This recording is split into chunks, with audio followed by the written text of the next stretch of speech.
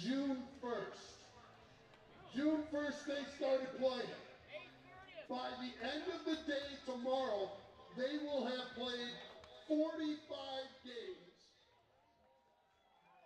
23 of those here at home. That is a grueling, impressive season. These baseball players play a lot of baseball for you. Besides the baseball, they go to camps, they run camps here, they make community appearances, so even in their days off, they are your Watertown Rapids! So, unfortunately, the sad part is tonight is their last appearance with us. We love them so much, and we're going to miss them. And I want to wish our players the best in their travels, at college, and in their baseball careers. So, thank you very much for coming out. We got a lot to do. We've got a couple first pitches. First group I'm going to have come out is from the Children's Miracle Network. We've got Addie, Ray Lynn, and Gabby Graveline. Come right out, ladies. They're here with the Children's Miracle Network. Can I get my two catchers to come out? All right, so they're going to get us started off with some great throws here. Let's see, I think I've got Addie. Who's Addie? Addie. Are you going to do the first throw for us? Yes. Are you ready? Yeah. All right, so we're going to set up right here. We're going to have Jonah Shearer and Coach Moonen. You're going to be up. Jonah, if you would catch first. Come on out here. We need a baseball game. You need a baseball too. We can't play catch without a baseball. So, I've got Addie. I've got Raylyn. Raylyn will be up second. You come right here. And then we'll have Gabby throw third. And here we go. We got a couple baseballs. Thank you very much. All right. Do you think you can reach Jonah way in there? All right. Give it your best shot. Fans, let's hear it for our first pitch of the game. Go ahead. Oh, good throw. Good throw. Excellent. Good job.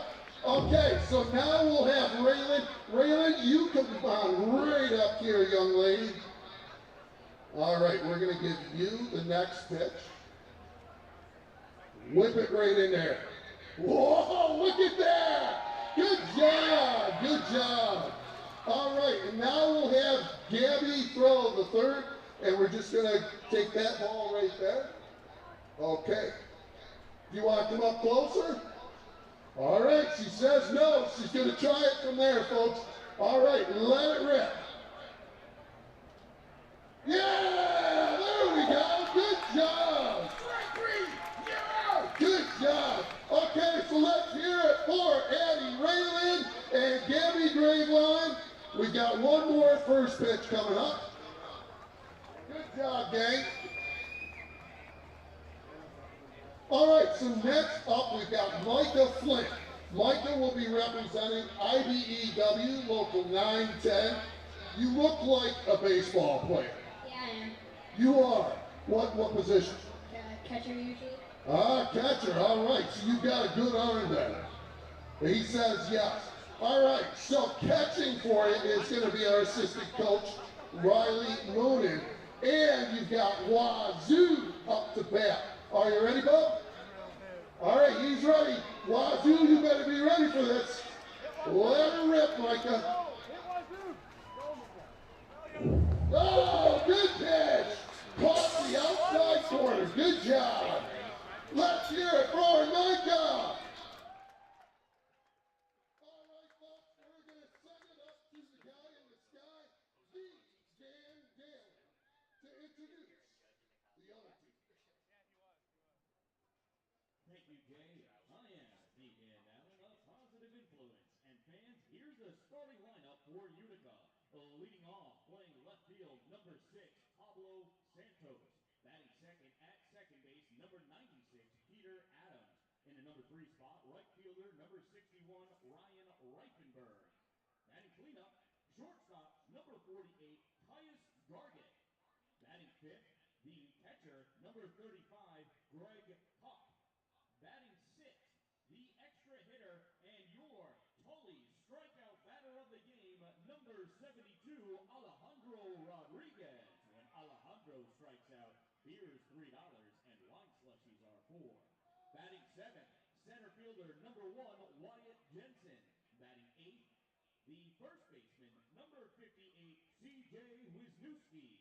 Batting ninth, number 18, the designated hitter, Gavin Lacoe. Batting 10th, the third baseman, number 31, Todd Abraham. And pitching on the mound tonight for the Utica Blue Sox, number 44, Adam Guazzo. The head coach for the Blue Sox is Doug. Look, you heard them. They said it. Way to go, Doug.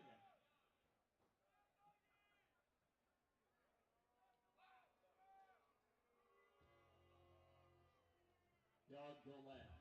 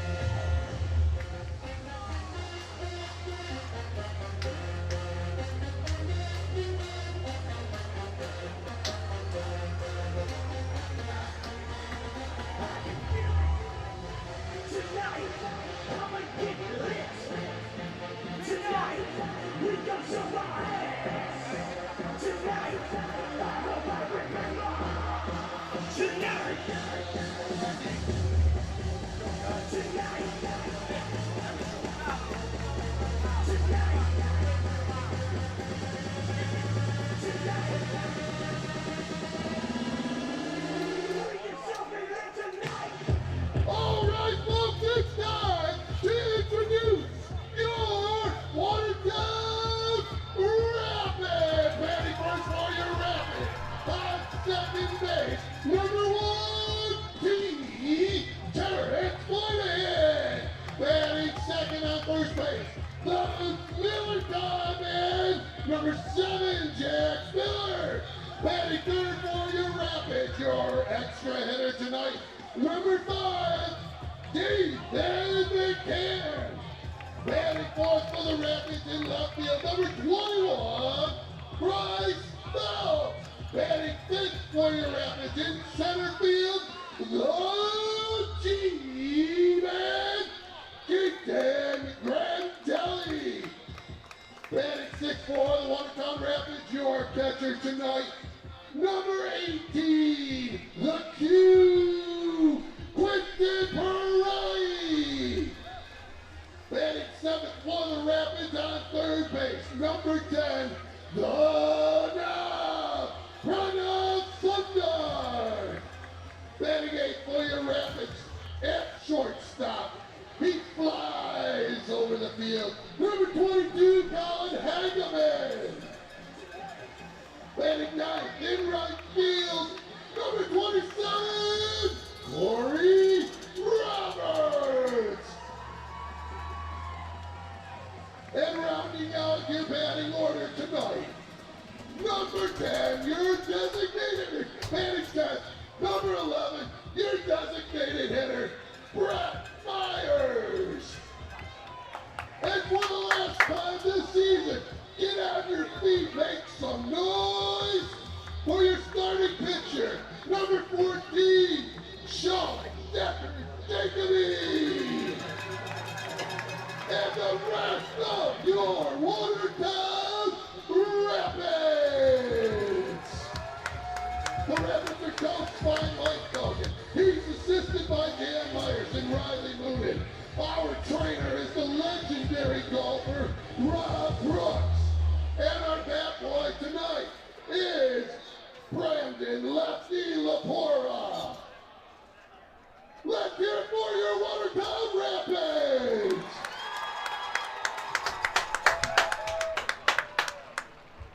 Thank you, Jay. And ladies and gentlemen, in honor of our players from Australia and Canada, would you please rise for the playing of their national anthems, beginning with the Australian national anthem.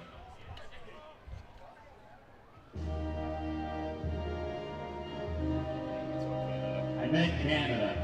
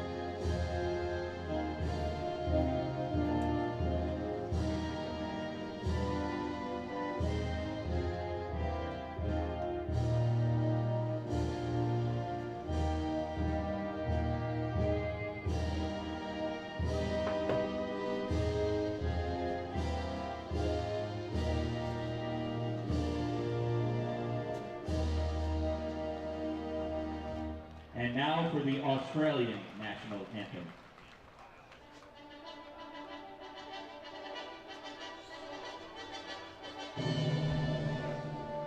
Australians, oh let us rejoice, for we are young and free. With golden soil and wealth fertile, our home is good by sea. Our land abounds in nature's gifts of beauty rich and rare. In history's page, let every stage advance Australia fair. In joyful strains then let us sing, advance Australia fair. Beneath the radiant Southern Cross, we'll join with hearts and hands to make this Commonwealth of ours renowned above our lands. For those who come across the seas, we've boundless plains to share. With courage let us all combine to advance Australia fair. In joyful strains then let us sing, advance Australia fair.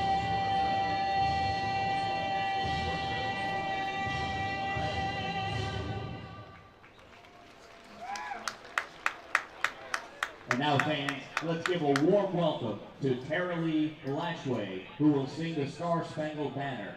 Signing the anthem for us this evening is Angelina Rawlino.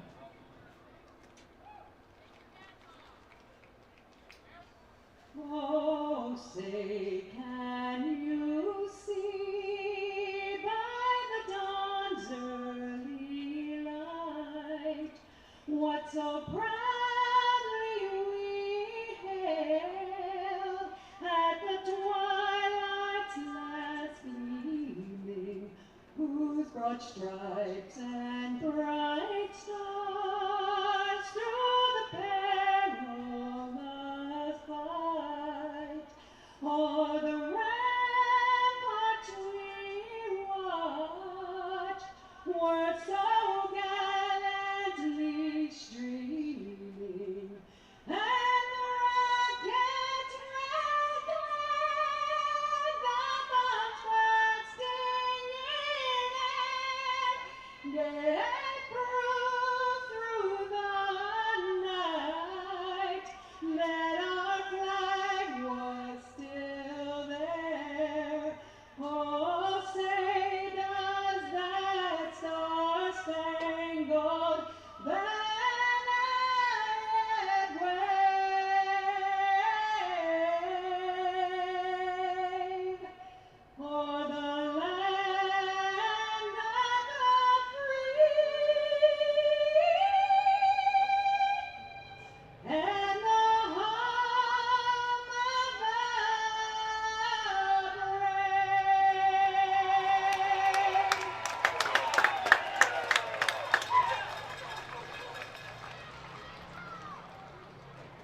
Let's hear it for Sarah Lee and Angelina.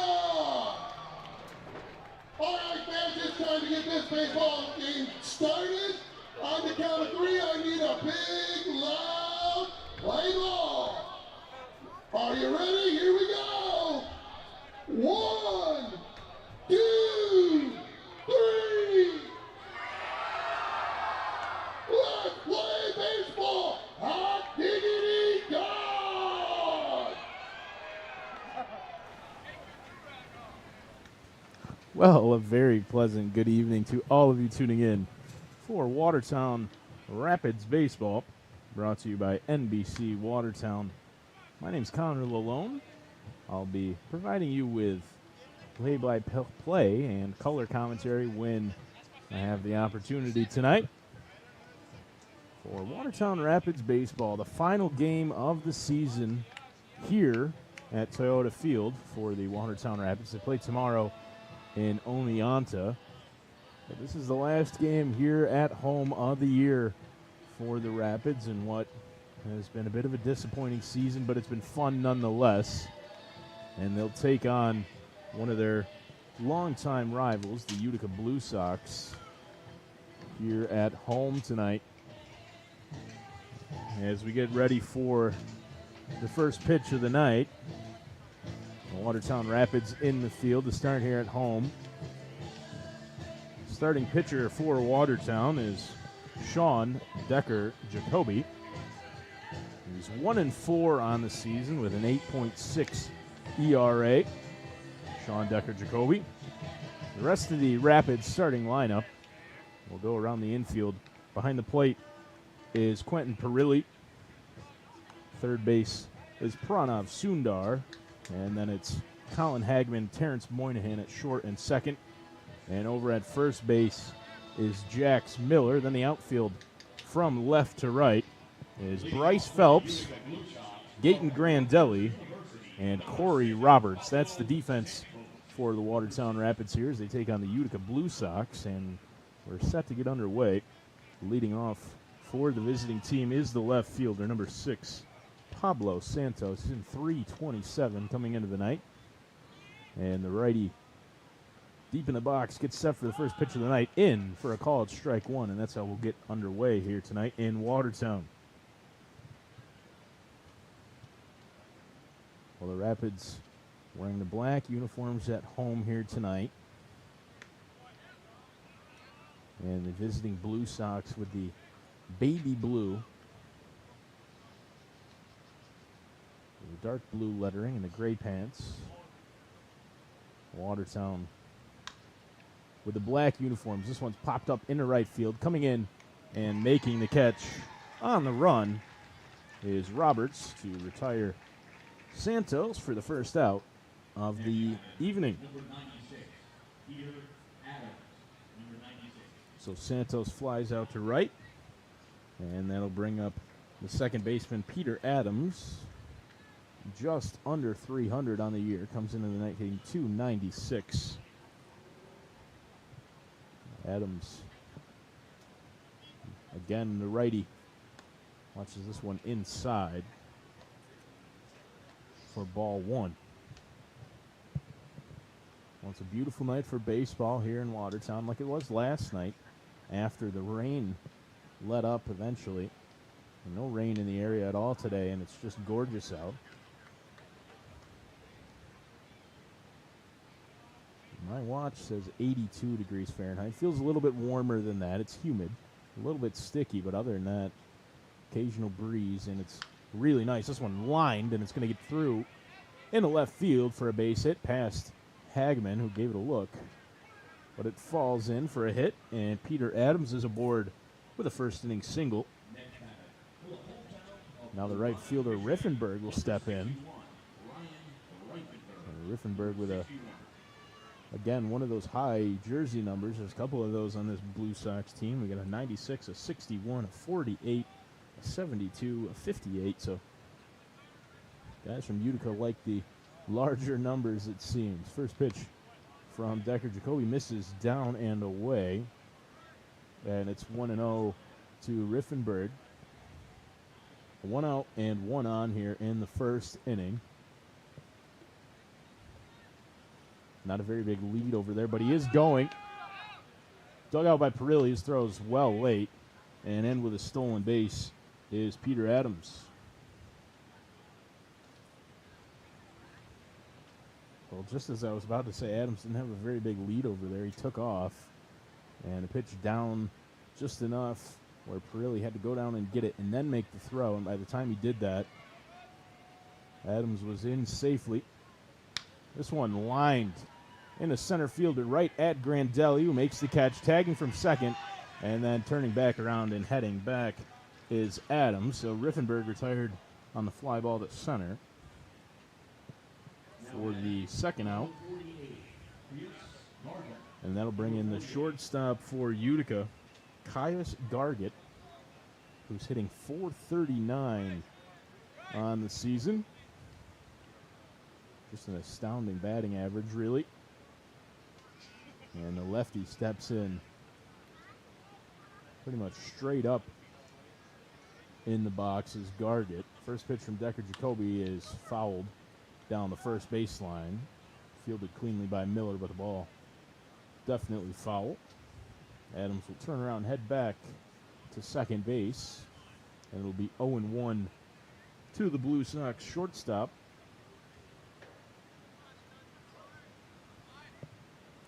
Sean Decker Jacoby looking to get out of the first without giving anything up. He's got a runner on second, but 2 outs. And looking to strand him here. Adams started to go and then thought twice about it. Swing and a miss at the plate from Gargett, and it's 0-2.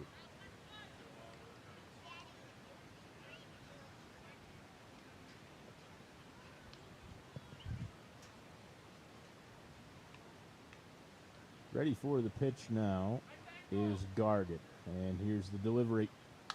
Put in play over to first base. Diving is Miller, but it gets past him. Adams is going to round third and head for home. And the throw is going to go home. Adams in safely. Now Perilli throwing over to second. And moving up is Gargett. So give Caius Gargett a single and an RBI. He'll advance to second on the throw. Adams comes across to score, and the Blue Sox strike first. It's 1-0 here in the top of the first inning.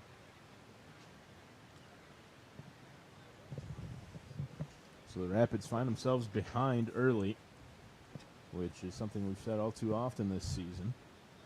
And now the catcher, Greg Kopp, will step into the left-handed batter's box for the Blue Sox.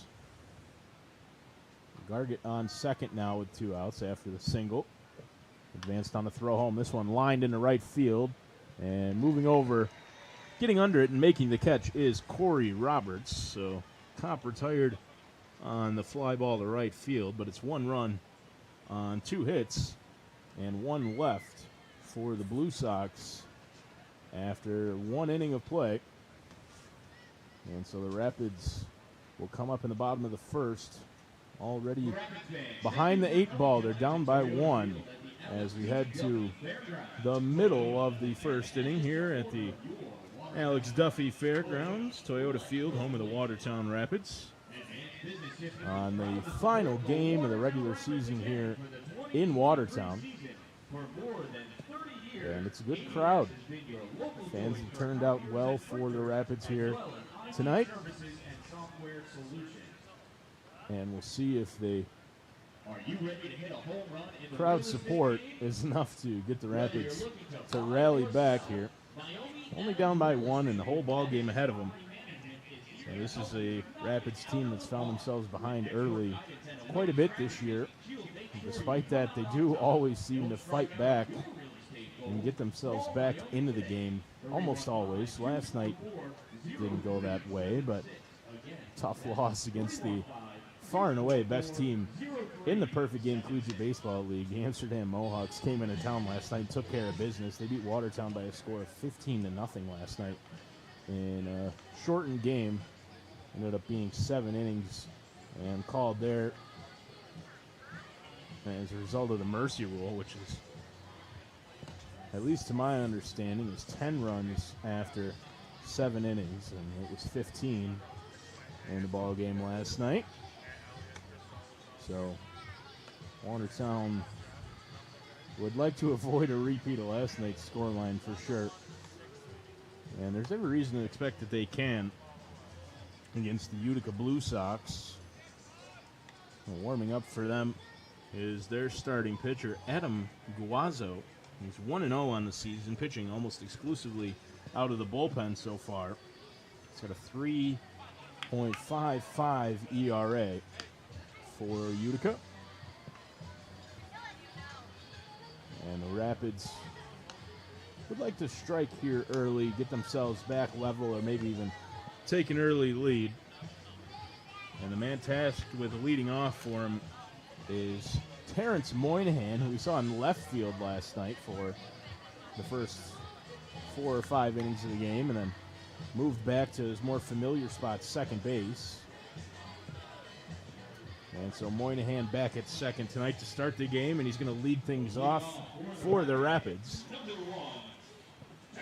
Terrence had been down near the bottom of the order most of the time earlier in the year, but after the Rapids have lost a couple of players heading back to school, Moynihan's occupied that leadoff spot lately. A spot that Virginia Tech's Nick Licurdo was in most of the year. But now Moynihan is in the 1 spot for the Rapids, and he's quickly ahead 2-0 here against Guazzo to start things off for the Rapids. 2-0. Misses up, and it's 3-0 to Moynihan to start the game.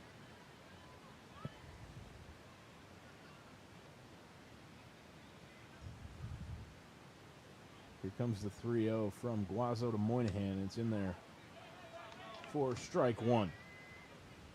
Moynihan had absolutely zero intention of swinging the bat right there, and why would he? And he's going to watch that one for ball 4. So Moynihan with a 5-pitch walk to start things off. And that'll bring up the first baseman, Miller. Jax is hitting .370 on the year, highest average on the team. And he's been held mostly to the DH or EH spot this season, but playing first base the last couple nights here in Watertown. And he's over at first again tonight. First pitch to Miller is up and away, ball 1. Miller we saw in the outfield to start the year and has struggled with a bit of a right arm injury as Moynihan's off for second. Good throw, but Terrence is in there safely with a stolen base.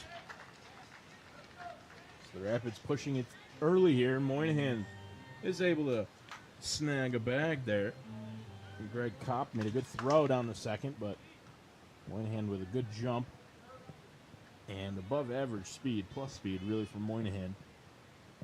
And in there safely, so now he's in scoring position with nobody out, and it's 2-0 to Miller, who fouls this one straight back and out of play.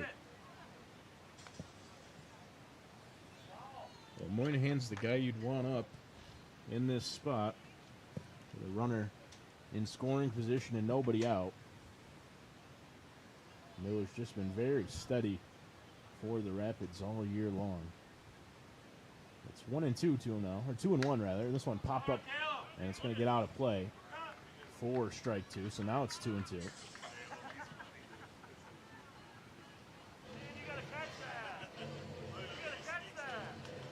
So Miller got ahead 2-0, and then fouled a couple of balls back out of play, and it's back even 2-2. Guazzo checks the runner, now delivers to the plate and gets Miller to swing and miss for a big swinging strikeout, the first out of the inning. And McCann will come up with a runner on second and 1 out now. David McCann, the young lefty, coming into the night, hitting .296, leading the team in home runs.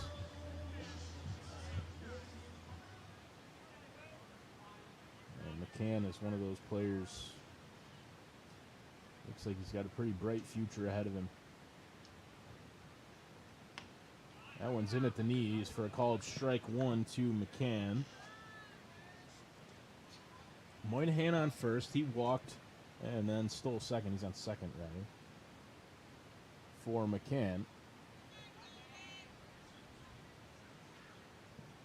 Shortstop Gargett holding him on, backs up now. McCann watches that one down and away. It's 1-1.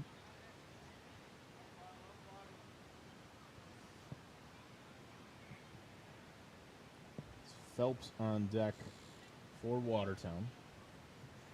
And then it would be Grandelli. The 1-1 misses down as well. It's 2-1 to McCann.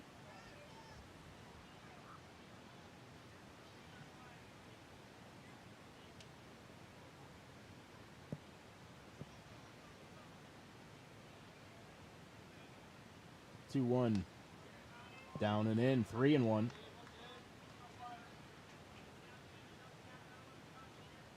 One out, one on here in the bottom of the first inning. The Rapids trailing 1-0. A couple of singles for Utica drove in a run. Single stolen base and then another hit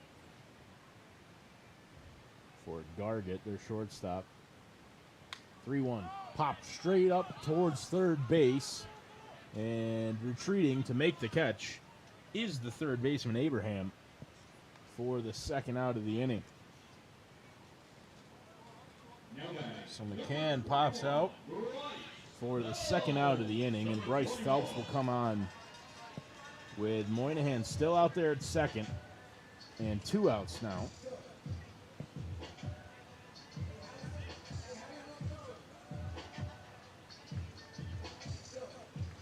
Phelps joined the team pretty late in the season, but has impressed since then. Watches the first pitch down and inside for ball 1.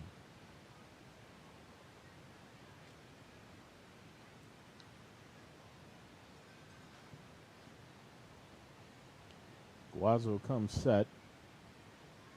And the right-hander deals. Breaking ball in there for a called strike, and it's 1-1.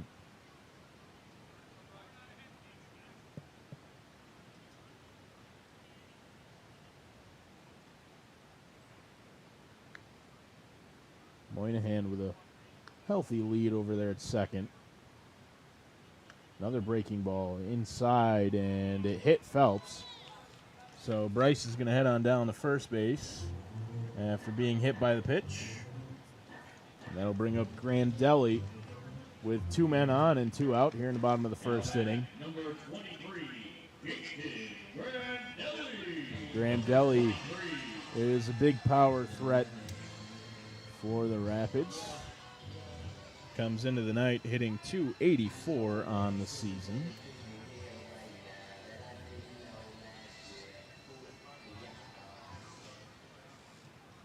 Grandelli, the lefty, steps into the batter's box, set to face Guazzo. Here's the first pitch to him, and it's fouled straight back and out of play. Well, back to the backstop for the first strike. 0-1. Grandelli played almost exclusively in the left this year until, again, Licurdo forced the Rapids to change things up. Moved Moynihan to the top of the order, moved Grandelli out to center. The absence of Nick Licurdo.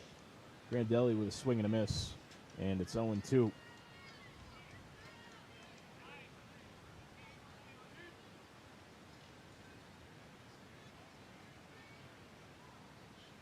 Well, Moynihan got on with a leadoff walk and then stole second. Miller and McCann were unable to advance him from there, and then Phelps was hit by a pitch.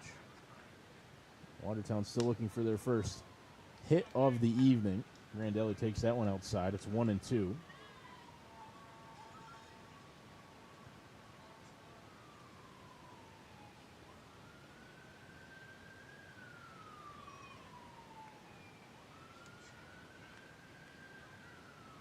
Two on, 2 out, 2 strikes to the center fielder, Grandelli. This one's put in play up the middle for a base hit.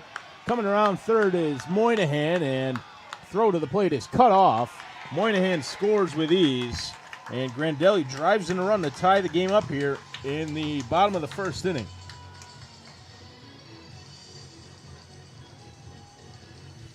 So we're all even. After Grandelli singles up the middle, what a line drive. And that'll bring up Perilli with 2 on and 2 out. Quentin Perilli doing the catching tonight. He's an athletic player. We've seen him play all over the diamond. But behind the dish tonight. First pitch swinging and fouled back. Straight back and out of play.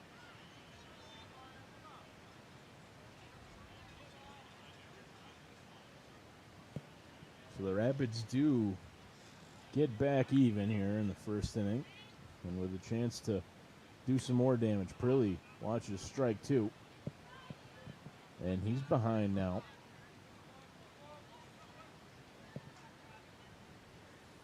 Phelps on second. Grandelli over at first. Not a very big lead for Grandelli. Not being held on. Perilli through the right side for a base hit. Phelps being waved around third, and throw to the plate is not in time. And the Rapids take the lead. Back-to-back singles for Grandelli and Perilli. 2-out singles.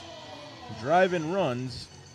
And the Rapids now lead in the bottom of the first inning by a score of 2-1.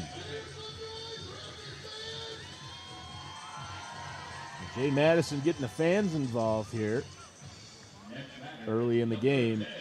Watertown has taken the lead and has a chance to add on even more.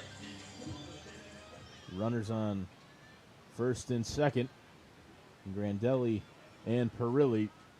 And now the third baseman Sundar in. Looks at one at the ankles for a ball.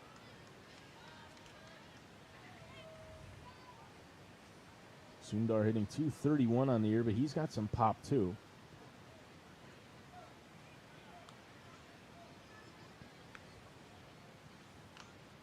This one fouled off right at the plate. Came off the catcher. And it's back even 1-1.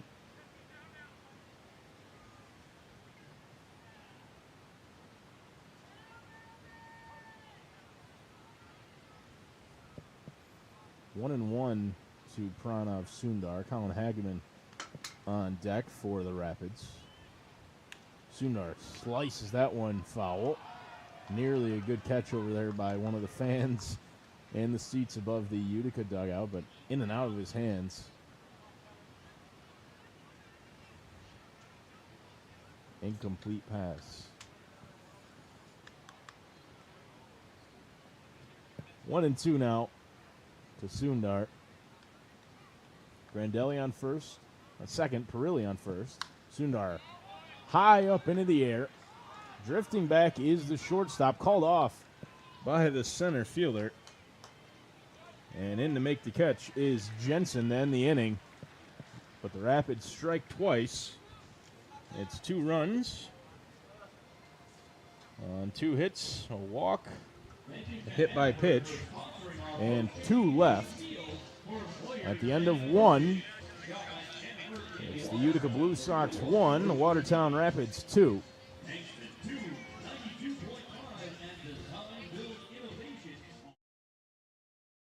Sponsoring Freaky Friday.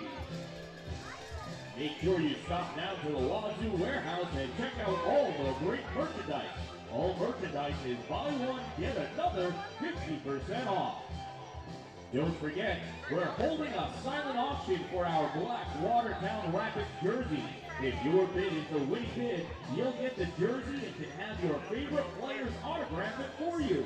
Bidding will close at the end of the 7th inning, so make sure you get your bids in. And if you're near the all-you-can-eat section, make sure you stop by and say hi. Say thanks to Mike and his son, Valrica. That's Mike and Valrica working the grill in the all-you-can-eat section. They've been awesome staffing our all-you-can-eat section all year. Did you know Mike was once working the comedy house circuit and opened for Andrew Dice Clay? Ask him about it. That's fine, whatever. What did you want? Tootsie Roll Pop. work. That's fine. That's fine. You're completely sure. I mean, if you're offering, I'm not. Yeah, absolutely.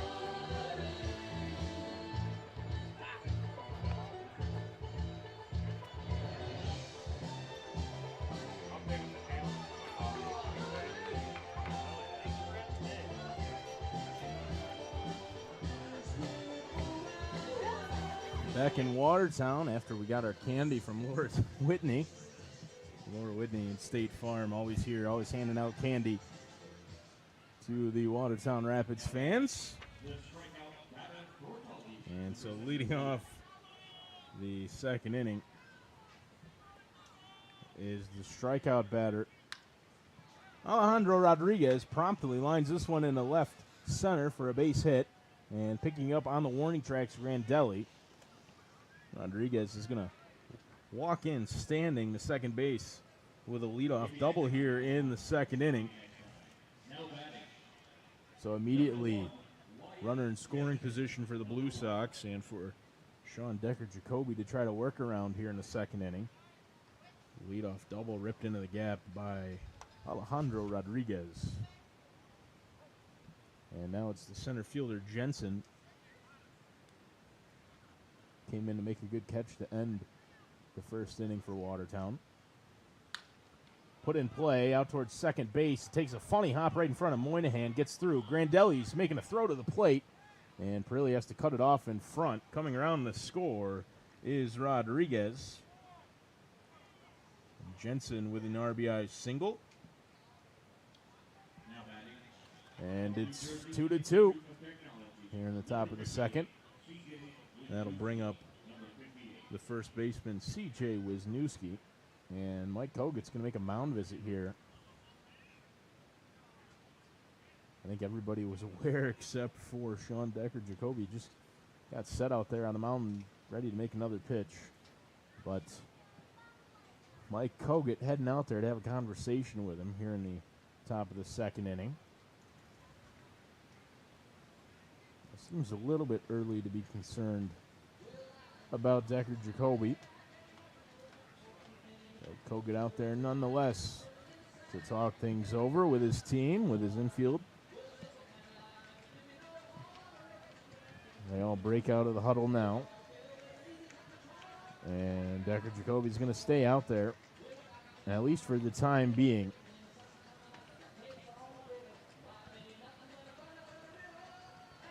It's the first baseman, Wisniewski, in at the plate. With a runner on first, that's Wyatt Jensen. Delivery in play, past Hageman at short, trying to stretch it to third, and getting in safely is Jensen. So a base hit for Wisniewski, and 3 straight base hits to start the second inning. Jensen makes his way to third, and so it's runners on the corners after Wisniewski singled. And Gavin Lecoux will step into the right-handed batter's box for the Blue Sox, the designated hitter. He's hitting 125 coming into the night.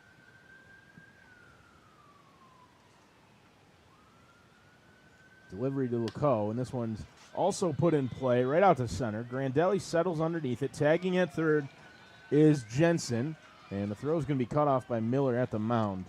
Jensen will score. Lecoux with a sac fly drives in the third run of the game for the Blue Sox, and they now lead 3-2. So now the 10th hitter in the Blue Sox lineup, third baseman Abraham. And the Blue Sox have been aggressive here in the second inning, swinging first pitch a lot. Again, with the first pitch hack, Abraham fouled that one back out of play into the netting behind home plate. Rolls back, bounces back onto the field.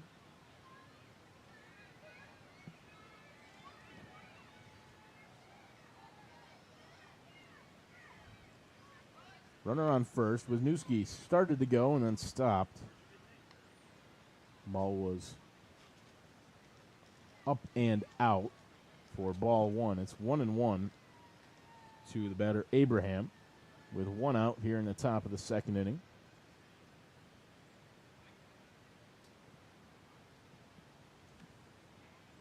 That one misses down and away. It's 2-1.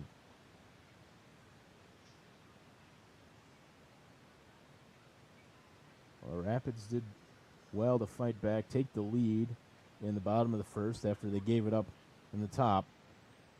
But then giving it right back, 2 runs here in the top of the second inning for the Blue Sox, and they lead 3-2. There's only one out, and Wisniewski's on first base. Top of the order, Santos is due up next. He's on deck. That went in too tight, and it's ball 4. So Sean Decker-Jacoby walks the 10th hitter, Abraham. And we're back to the top of the order. Pablo Santos for Utica with 2 men on now and only one out.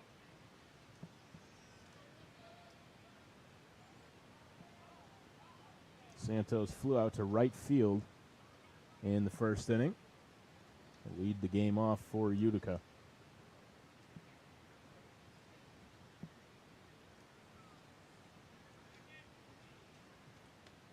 Getting way off second base was Wisniewski.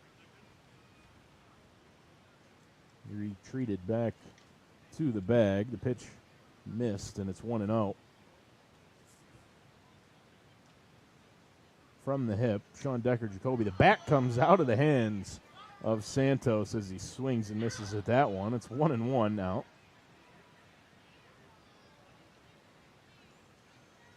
Santos with a big smile on his face as he gets the bat back from his coach, third base coach here for the Blue Sox.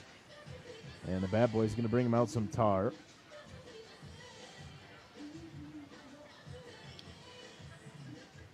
It's not something you see too often at any level of baseball, but especially not at this level of baseball. Santos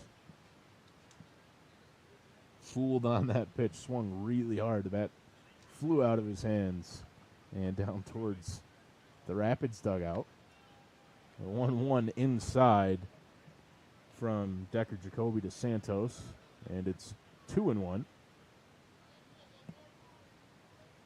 Wisniewski on second, Abraham on first, with one out in the top of the second. This one put into play over to second. Moynihan to Hagman at short, and he's just going to put it in his pocket. Santos beats it out. So the Rapids get one out on the fielder's choice to Moynihan. And there's runners on the corners with 2 outs now for Peter Adams. Adams 1-for-1, singled, stole a base, and scored a run in the first inning. Throw over to first. Gets away from Miller. Trying to score is Wisniewski. He's in there safely. The ball gets away from Perilli, and making his way all the way over to third is Santos. Just sloppy baseball there from the Rapids. As the pickoff move got away from Miller, and then Miller tried to throw home to get Wisniewski, and that throw got away from Perilli, which allowed Santos to advance all the way to third from first on a pickoff play. So it's 4-2 now.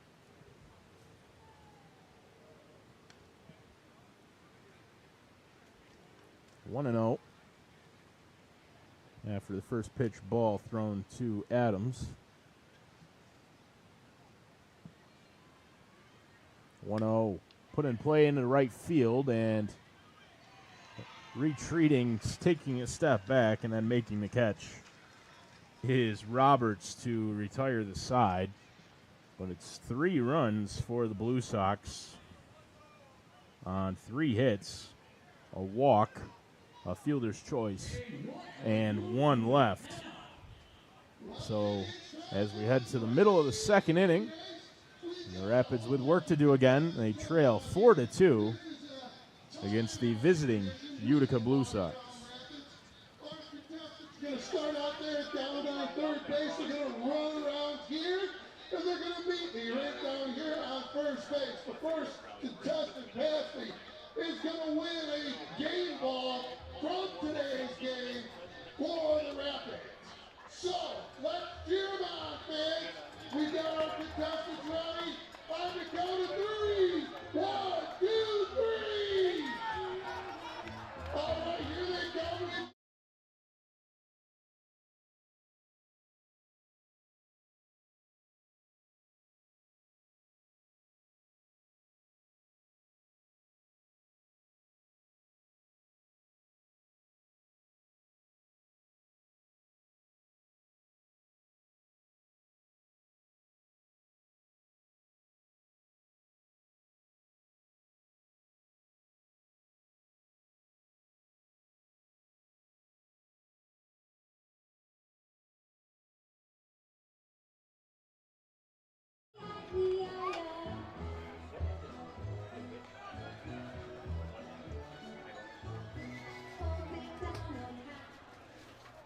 Leading off this inning for your Watertown Rapids, number 22, Colin Hageman. Number 22. So leading off the bottom of the second for Watertown is the shortstop Hageman.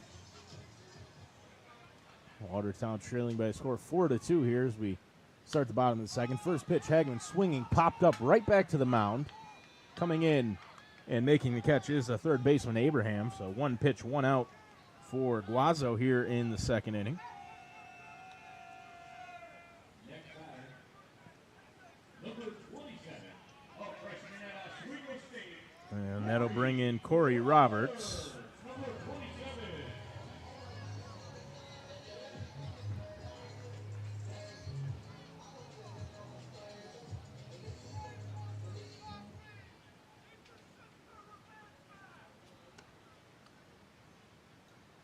Roberts watches the first pitch miss for ball one. The lefty out of Oswego State watches that one at the knees for a called strike one. Delivery from Guazzo. This one swung on and fouled, sliced straight backwards for strike two.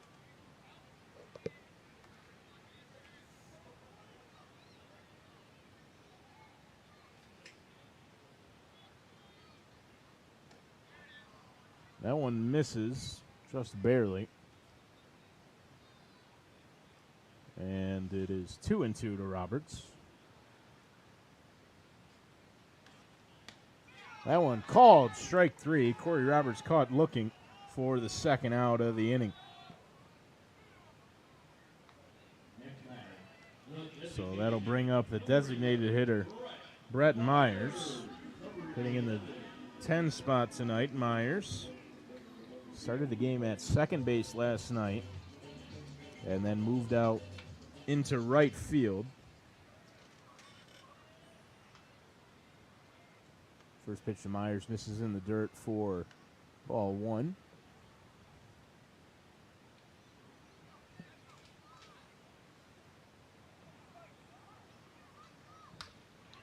Myers puts this one in play out to left field where it's reeled in there by Santos to end the inning. It's a 1-2-3 inning for Adam Guazzo. Myers flies out to the left fielder Santos to end the inning. It's no runs on no hits and one strikeout. Nobody left for the Rapids in the bottom of the second. As we head to the top of the third, it's Utica 4, Watertown 2. American page, bring your program to the Wazoo Warehouse to receive your free New York State inspection for your vehicle. Thank you, Drive America. Start your underwater adventure today at St. Lawrence Scuba Company. They offer diving lessons year-round and all the equipment you need for your underwater diving experiences. St. Lawrence Scuba Company. And it's time for our first drawing of the evening. Fans, If you got ticket number 5132120, you just won. That's 5132120. The first winner of tonight's raffle, please go to the Wazoo warehouse to collect your prize. That's 5132120.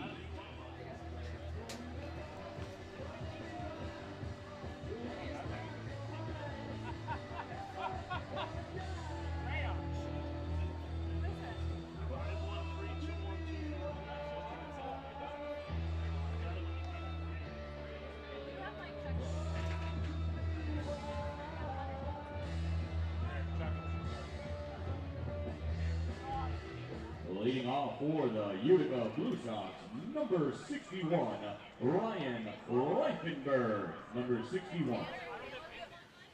Starting the top of the third inning for Utica will be the right fielder Ryan Riffenberg. It's 3-4-5 for Utica due up here in the third. Sean Decker Jacoby still out on the mound. Finds that one for strike one. 1-1 to the right fielder Riffenberg.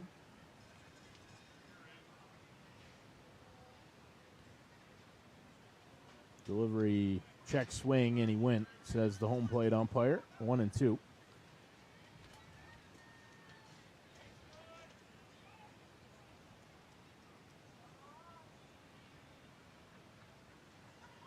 The 1-2 delivery from Decker Jacoby.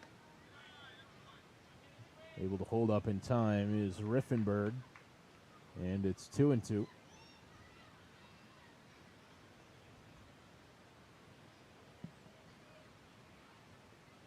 Two to Riffenberg, put in play out towards shortstop. Coming in is Hagman, making the fielding the ball and then making the throw, and in time to get Riffenberg for the first out of the inning. That'll bring up the shortstop Gargett. 1 for 1 with a single and an RBI back in the first inning.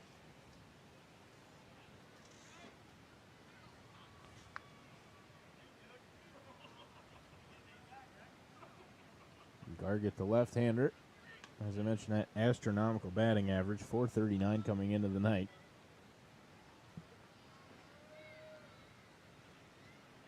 And just adding to it with his first inning single. That one in there for a called strike, and it's 1-1 to Utica's shortstop.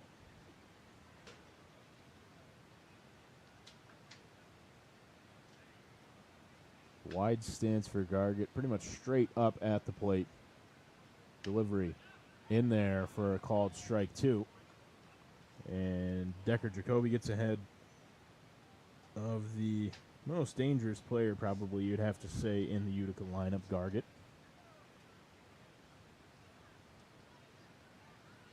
One-two delivery, swung on and missed. And Sean Decker Jacoby gets Gargett swinging for the second out of the inning. And that'll bring up the catcher, Greg Kopp. Kopp flew out to right in the first inning for the third out in the first. And he steps up now with nobody on and 2 out in the top of the third. Immediately put in play right out towards center. Coming in is Grandelli, who settles under it to make the catch. And that'll retire this side. No runs on no hits. A strikeout and nobody left for the Blue Sox. As we head to the bottom of the third inning, it's Utica 4, Watertown 2.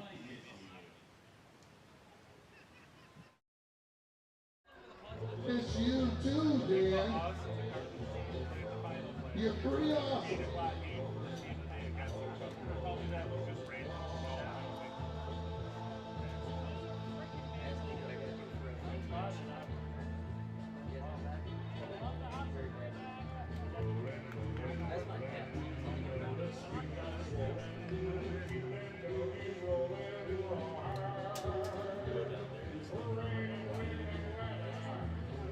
More winners for the raffle.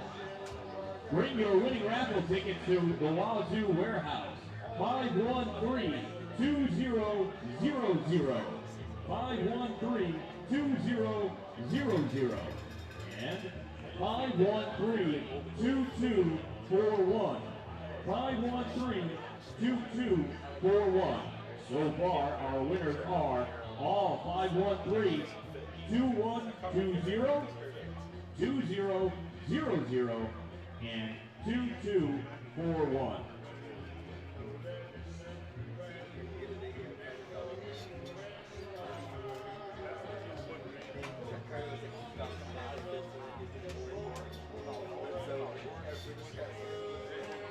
Four raffle tickets have just been drawn. Also 513-2164 and 2155. That's 2164 and 2155. Bring your winning raffle stuff to the Wazoo Warehouse to claim your prize.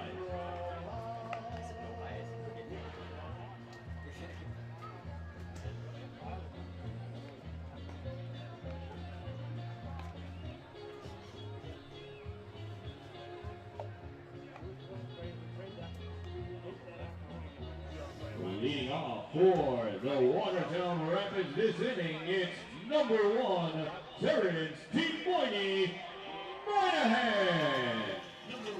Leading off the bottom of the third inning for the Rapids. We're back to the top of the order. It's Terrence Moynihan. It'll be Moynihan, Miller, and McCann here in the bottom of the third. Guazzo's delivery. Misses the zone, and it's 1-0. Moynihan walked on 5 pitches to start things off for Watertown tonight. Stole a base. And then came around to score. Back in the first, the Rapids scored 2 in the bottom of the first to jump back out in front, and then gave 3 up in the top of the second. They trail 4-2 here as we begin the bottom of the third. It's 3-0 to Moynihan again. Guazzo finds the zone for a strike, and it's 3-1 to Moynihan for the second time already tonight. 3-1 delivery fouled back. Out of play for strike 2, and it's a full count to Moynihan.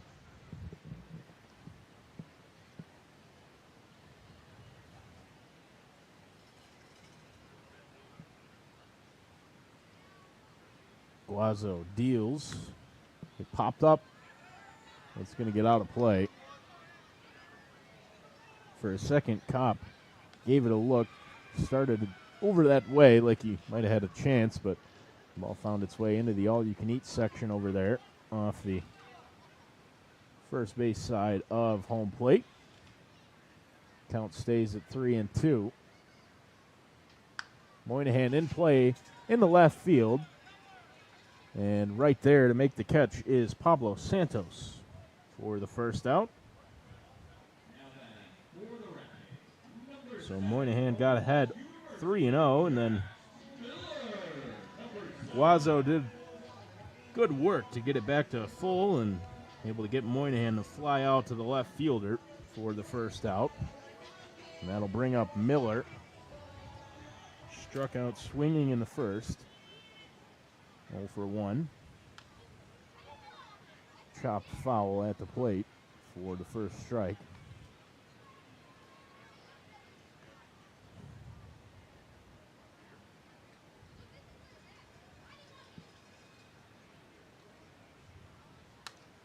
In play over to first base. Takes a funny hop, but fielded cleanly. And stepping on the bag is Wisniewski for the second out. Miller retired on the 3 unassisted. And there's 2 outs for David McCann as he steps up. McCann popped out to third base in the first inning. 0-for-1 as he comes up for his second at bat here in the bottom of the third with 2 outs and nobody on. Guazzo kind of short-armed that one to the plate, and it barely got there. Bounced in for ball number 1. 1-0. In there for a called strike at the knees, and it's 1-1 to the Rapids extra hitter.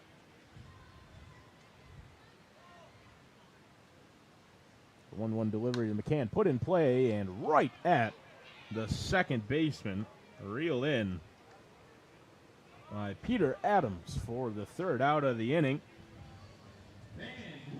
And the Rapids go down 1-2-3 in the bottom of the third. No runs on no hits. Nobody left. At the end of 3, it's still 4-2.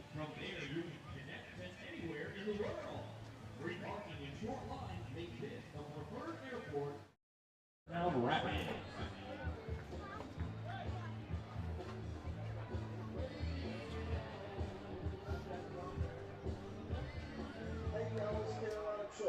Guys always talking about sweet tea and stump jumping trucks down at FX Career Honda. I'm a huge baseball fan. I'm out in the crowd tonight with my peanuts and Cracker Jacks enjoying our hometown baseball team. So I hope y'all are enjoying the game, and don't forget to get your truck from Chuck, and let's go right. Midway International Logistics is a fantastic supporter of the Watertown Rapids. The Sugarhorn family wishes all the Rapids players the best at college and in their future.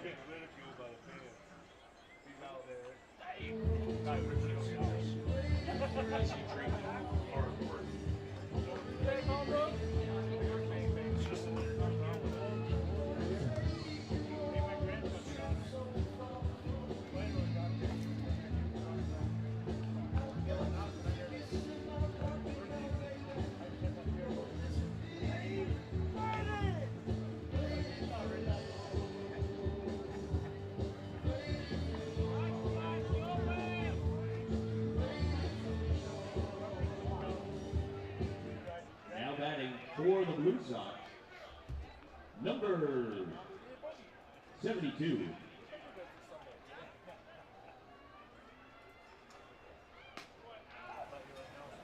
Leading off the top of the 4th inning is the extra hitter Alejandro Rodriguez for the Utica Blue Sox. You watch strike 1 called, and that one in the dirt. It's 1-1. Rodriguez doubled and scored in the second. One of 3 runs to come across, the first of 3 runs to come across in the second inning for the Blue Sox. Rodriguez is the Tully strikeout batter tonight here at Toyota Field. And in that second inning, he swung at the first pitch and lined it into the gap for a double. This one also not going to be a strikeout. It's hit over to second. Moynihan and Hagman collide with each other.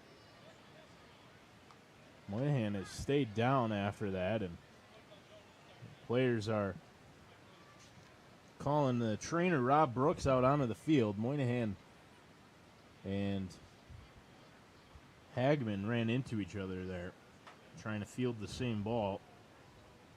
Rodriguez is going to reach for the second time tonight.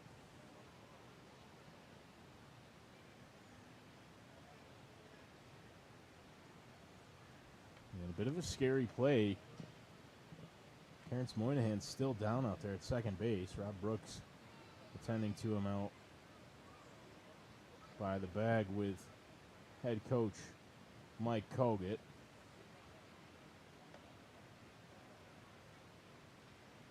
And Moynihan still down on the field. Moving now, gets up into the seated position.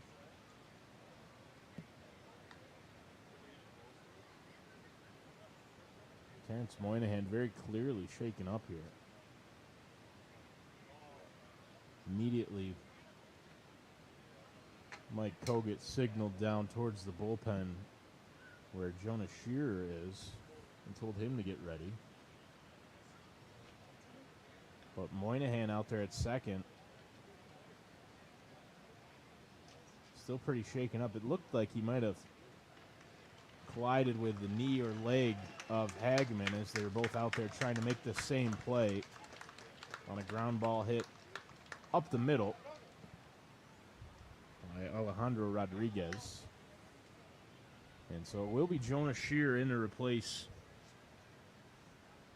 Terrence Moynihan for the Rapids. We have more raffle ticket winners. They all start with 513.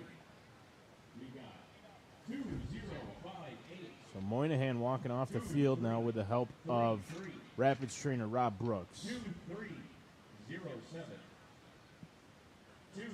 He very clearly took a pretty good blow there from Hageman.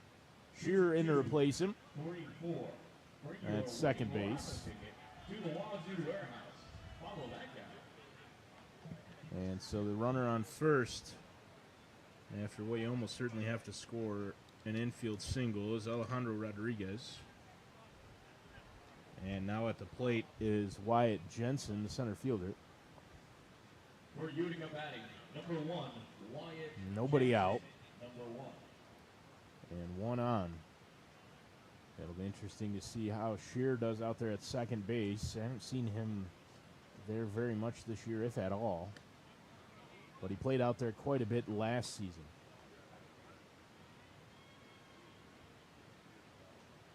First pitch in for a ball to the center fielder Jensen, and it's 1-0. Delivery. And this one's lined into center. Grandelli coming on, makes the catch, might have a play at first. Diving back in safely. On a play that was a lot closer than it needed to be is Rodriguez. Jensen retired on the line out to the center fielder Grandelli. And so C.J. Wisniewski will step in. He's 1 for 1 with a single and a run.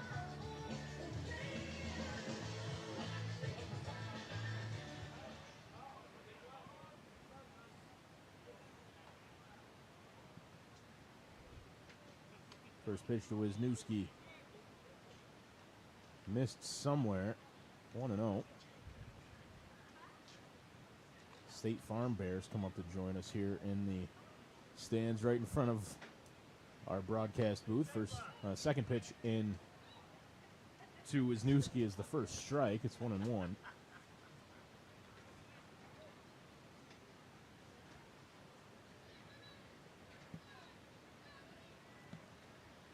The 1-1 to Wisniewski. And before it happens, we're going to have a timeout called at the plate. There's a long hold for Decker Jacoby, and Wisniewski was having none of it.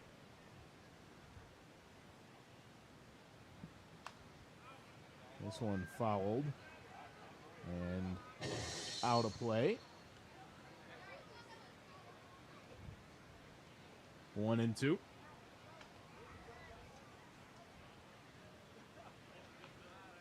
Rodriguez on first with one out. The 1-2 gets past Perilli, and Rodriguez is going to take second with ease, standing up. So it's 2-2. Rodriguez moves down to second.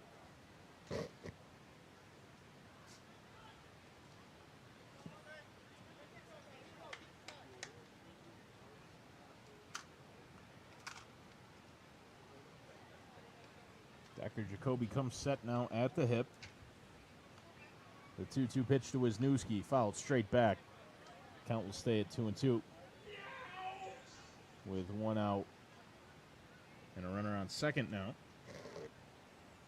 After the passed ball.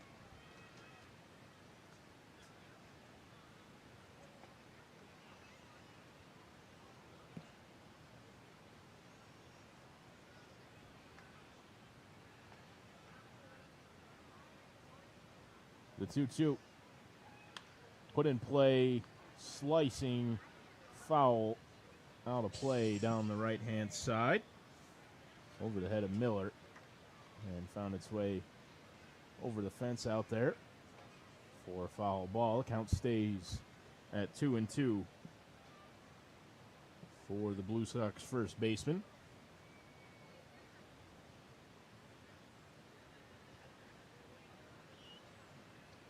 Pitch to Wisniewski. Again fouled off to the right side and out of play.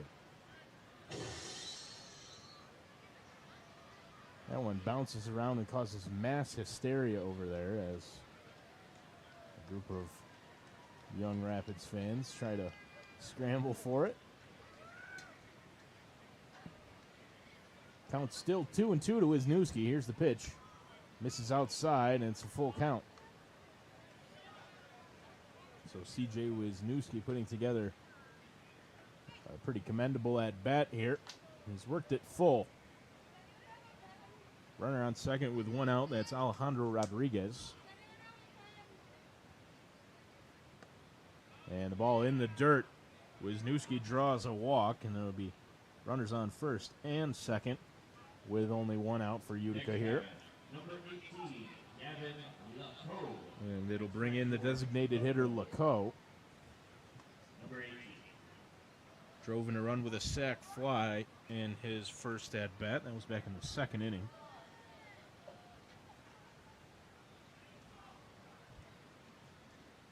Laco hitting ninth in the order for Utica.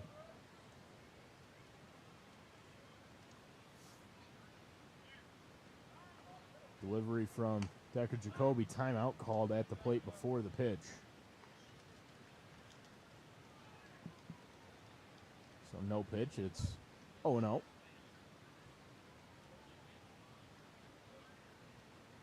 Now the delivery. Swung on and missed. A little late that time was Laco. And he's behind 0-1.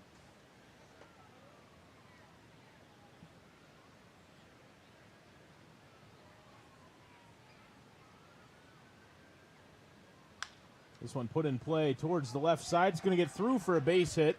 Holding at third is Rodriguez, and a good throw out of left field by Phelps. So the bases will be loaded with one out. It's a single for Laco. And now it's the 10 hitter, Todd Abraham, and with the bases loaded and only one out, that's going to prompt a mound visit from Kogut, and I believe he's signaling to the bullpen. So we'll have a pitching change for Watertown here. And a tough spot to come into the game with the bases loaded. Only one out in the fourth inning. And wait to see who's coming out of the bullpen. I believe that is Derek Gutermont coming out of the pen for the Rapids. So it's 3+ for Decker Jacoby tonight. Gives up 4 runs and exits with the bases loaded and one out in the fourth inning. And it'll be Derek Guterman on to pitch for Watertown here in the fourth. We'll step aside as Guterman gets ready to come into this game.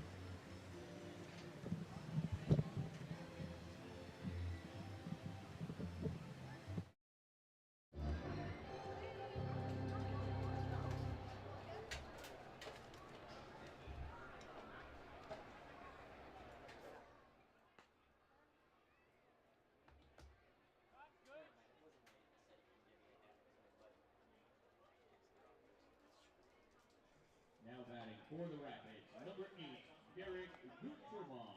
Number 8. Pitching. Throwing the ball. The pitcher.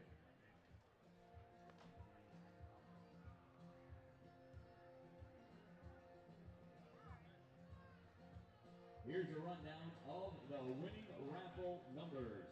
2120, 2000, 2241, 2164, 2155, 2058, 2333, 2307, 2207, 2059, 2234. If you're holding a winning raffle ticket, bring it over to the Wazoo warehouse and claim your prize now.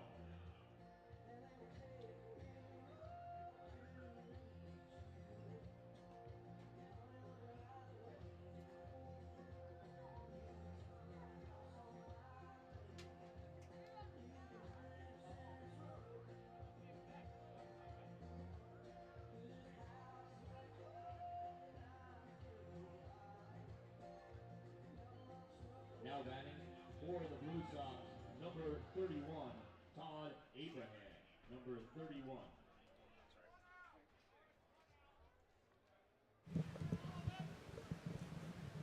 So after the pitching change, it'll be Abraham in with the bases loaded and one out. In a difficult spot for Derek Gutierrez out of the bullpen. First pitch misses for ball one. Well, one of the last things you want to do here is fall behind in the count with the bases loaded, nowhere to put the 10-hitter Abraham. He's already walked once tonight. Delivery. Breaking ball in there for a called strike one. And a good pitch there by Derek to get back even.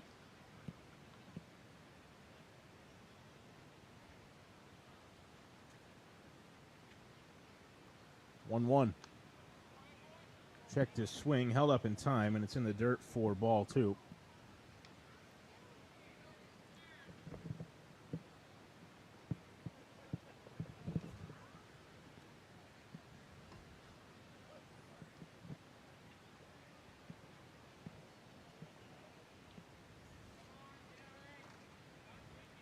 Two-one from Gudermont. Fouled back, 2-2.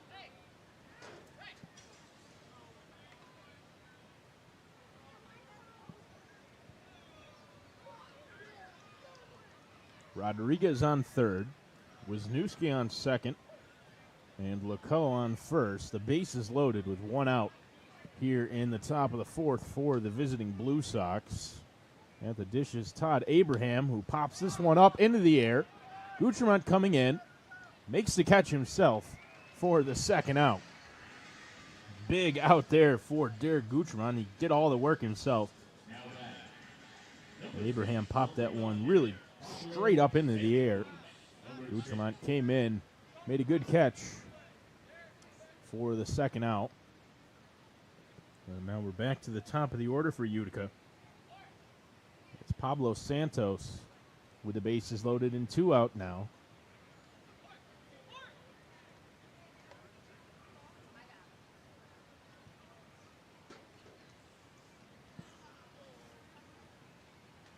This one in play down the left field line. Chasing Phelps back to the wall. It's going to fall in and bounce over the wall for the automatic double.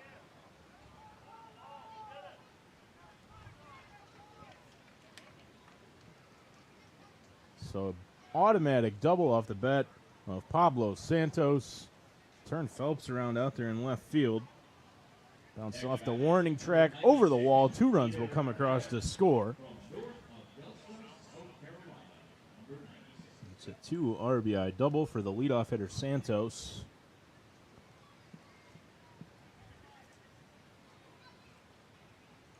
And Laco will advance to third as Wisniewski and Rodriguez come across to score.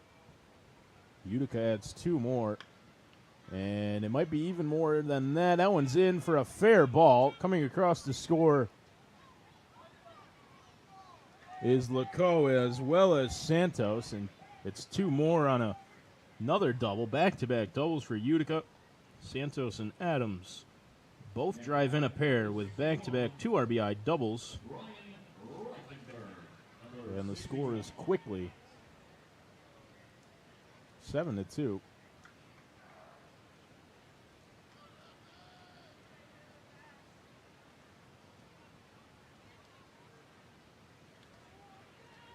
Zach Zabriskie and I are looking at each other thinking the same thing. Should be 8-2. Scoreboard says 7. Should be 4 runs scored here in the top of the fourth.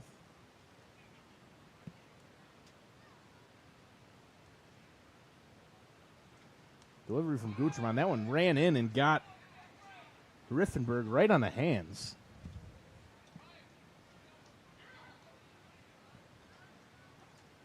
So Riffenberg marches down to first, holding that left hand. Looked like it got him up on that left wrist as the pitch kind of just backed up from Gutierrez and bared in on Riffenberg.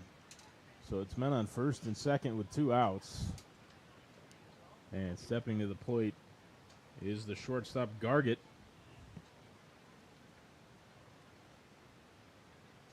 That one misses high, 1-0.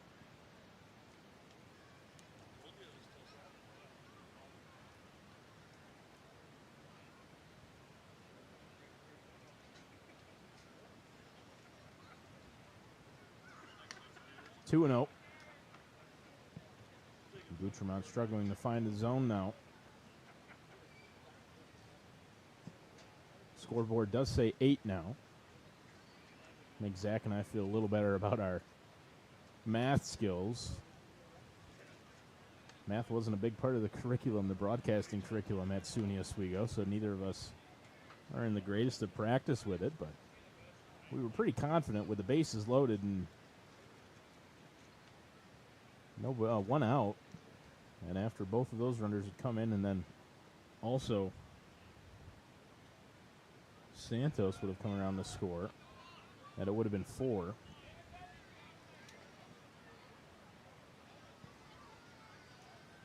And that's confirmed now. It is 8-2. It's a 3-0 count to Gargett. Runner in motion and stealing third easily with no throw is Peter Adams.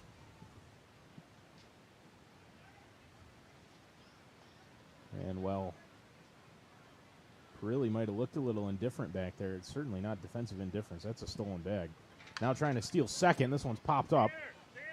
Sundar chasing down the third baseline. It's going to get out of play.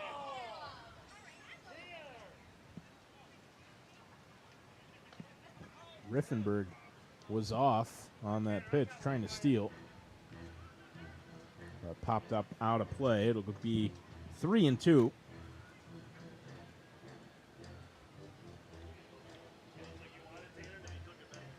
Full count with 2 outs. Gutremont looking to get out of the inning without giving up any more. Caius Gargett at the dish. And that one misses, ball 4. The bases are loaded again after Gargett walks. And Greg Kopp will come to the plate with the bases loaded and 2 outs.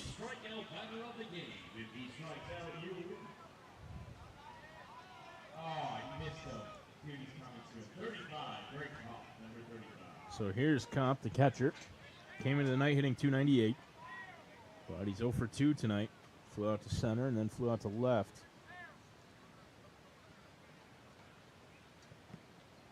Check that. Flew out to right and then flew out to center. First pitch to Kopp. Misses. Down. And it's 1-0.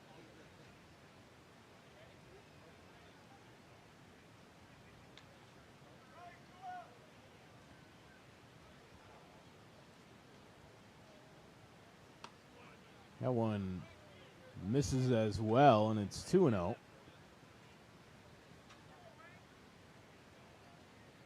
Both of those pitches look pretty good.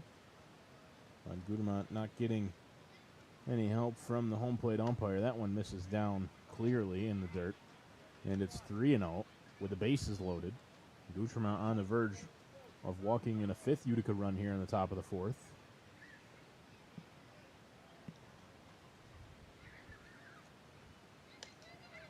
And he does. Ball 4 to Kopp. Will force in a run. And that'll bring up Alejandro Rodriguez, who led off the inning. And Koget's going to make another pitching change, it looks like, for Watertown. Well, Gutremont came in a tough spot to put any reliever in. Bases loaded and only 1 out. And he got the second out of the inning on a pop-up right back to him. And then the wheels came off for Watertown a little bit. Abraham popped up, but then Santos doubled, Adams doubled, Riffenberg hit by a pitch, Gargett walked, and then Kopp walked with the bases loaded to force in a run, and now we're back to where we started here in the 4th inning. Alejandro Rodriguez up for the second time, and Watertown will go to the bullpen for the second time as well here in the 4th inning.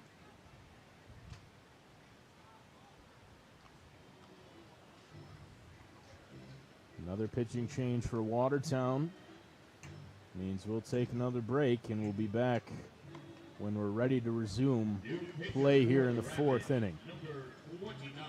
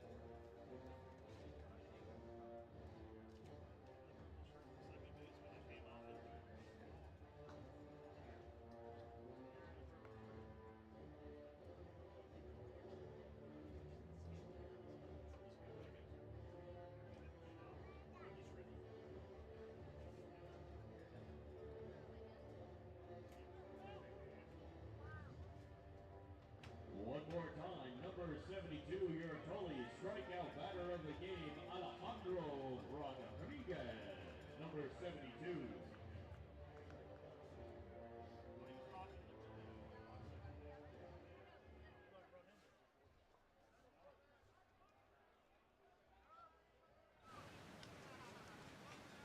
So in to pitch for Watertown is Kalen Clarkson, the lefty. First pitch from him in for a strike as he faces Alejandro Rodriguez, who led off the fourth inning with a single up the middle. A play in which Moynihan and Hagman ran into each other. Moynihan was shaken up after the play, had to come out of the game. This one hit to second again. Shearer just going to toss to Hagman at second to end the inning. So Rodriguez retired on the ground ball to Jonah Shearer, his first chance after coming into the game to replace Terrence Moynihan. It was 101 years ago. The SS Doubleday went down But it's Lake Ontario. 5 runs for Utica on 4 hits, 2 walks, a hit by pitch, and 3 left on. As we head to the middle of the 4th inning, the Sea Witch is making an appearance here at Toyota Field, and the Utica Blue Sox are making a good case to try to run away with this one. It's 9-2 as we head to the bottom of the 4th inning.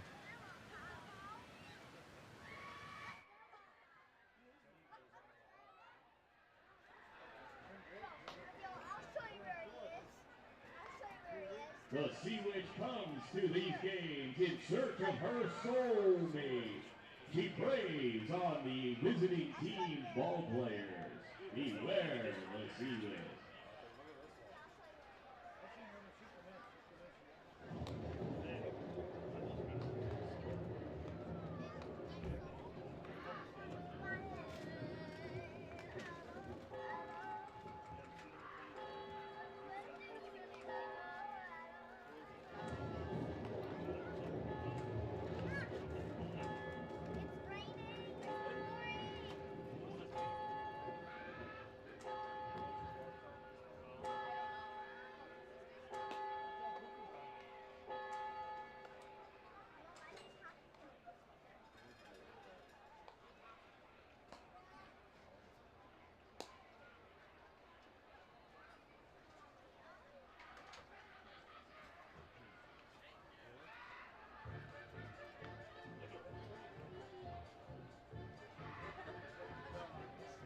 Leading off this inning for the Rapids, number 21, Bryce Bell. Number 21. So after 5 runs in the top of the 4th, the Rapids will look to answer back here. And before Phelps has a chance to step into the batter's box, we're actually going to have a pitching change. Not certain what happened there. I wonder if Guazzo hurt himself warming up in between innings. It didn't look like anything unusual happened. But Guazzo, before he even could throw a pitch to Phelps, before Phelps could even get into the batter's box, signaled over towards his bench. And the coaching staff came out, and Guazzo is going to exit for Utica, which means we're going to have another lengthy warm-up. His name's Adam Seawitch, and he came looking for you.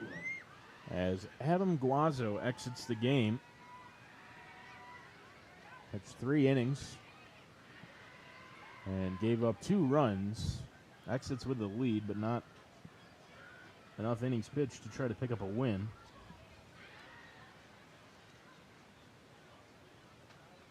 And it looks like it's going to be the short side armor for Utica.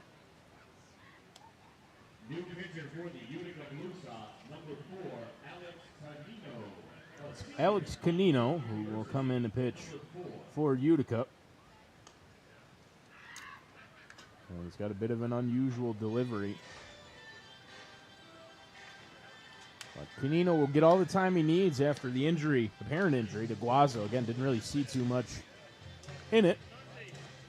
But But it looked like Guazo was going to start the inning, and then the plan changed. So as Canino warms up, I'll let you watch and soak in the Sea Witch here at Toyota Field.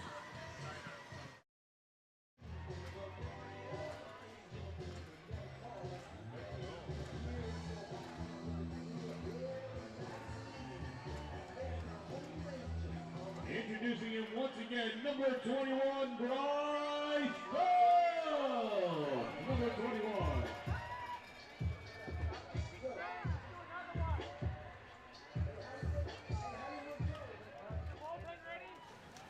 So now Phelps will step into the box to lead off the bottom of the fourth. And he slices that first pitch from Canino over to first base, diving and making the catch is Wisniewski for the first out. One pitch and one out for Canino out of the bullpen.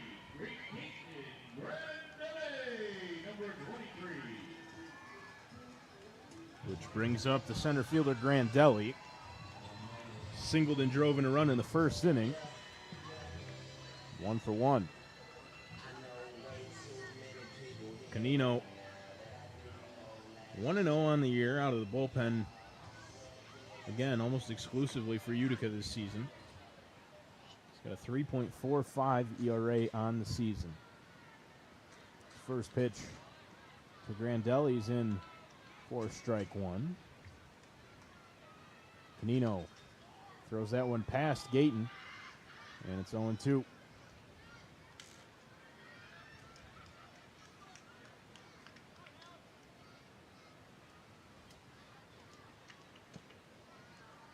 Grandelli trying to slow Canino down a little bit. He works fast out there. The 0-2. This one in the air out to center field.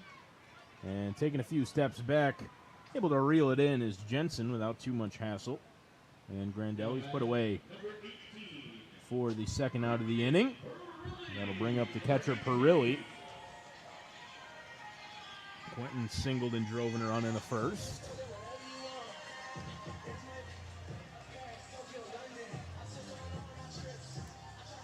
One for one as he steps in here in the bottom of the fourth with 2 outs and nobody on. First pitch from Canino, drilled down the third baseline. Good pick and a good throw. Gets Perilli for the third out. So quick inning for Canino out of the bullpen as he gets Perilli to ground out to third. And it's no runs on no hits. Nobody left for Watertown in the bottom of the fourth. As we head to the fifth, it's Utica 9, Watertown 2.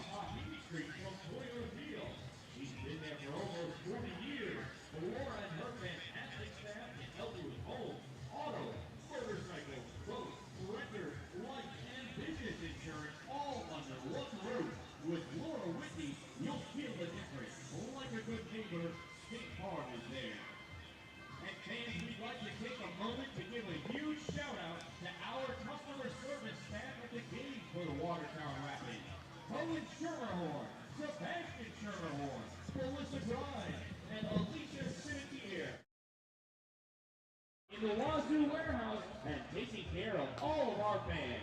Thank you for a great job this season. Continuing on with taking care of our fans, check your raffle tickets. Here are some winning numbers. Claim your prizes at the Wazoo Warehouse.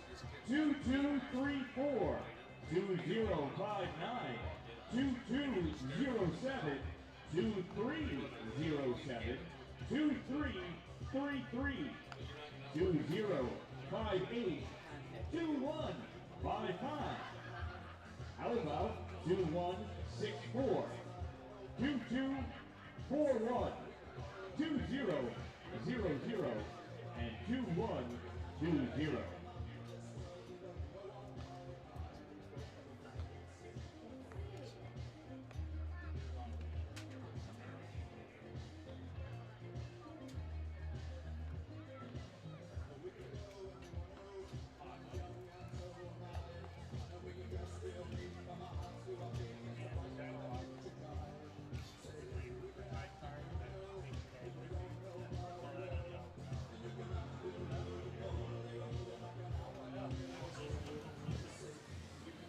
As we start play here in the top of the fifth, it'll be the center fielder Wyatt Jensen to lead things off for Utica.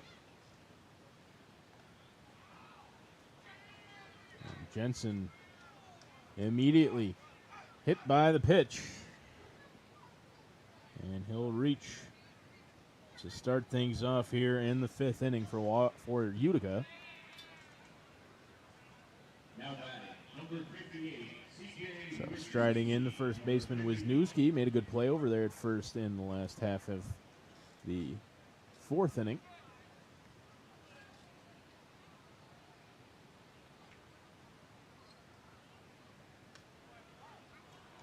First pitch in for a called strike. It's 0-1.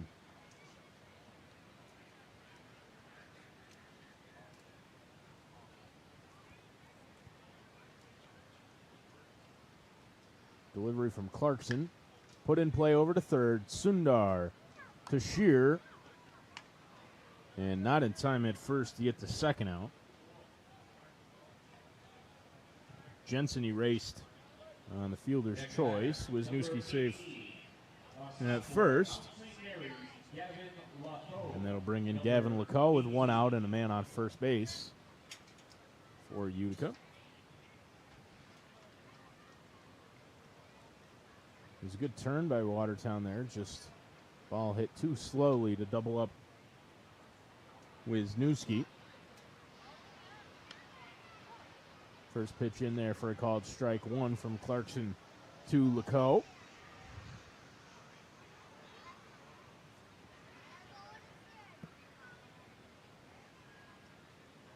This one ripped down the left field line and going to one-hop the wall. Fielded there. Phelps' throw is cut off by Hageman, but it's going to be a double off the wall for Gavin Lacoe. His second hit of the night. He's 2 for 2 with a sac fly. Wisniewski will advance to third, and so it's runners on second and third with a one out for Todd Abraham.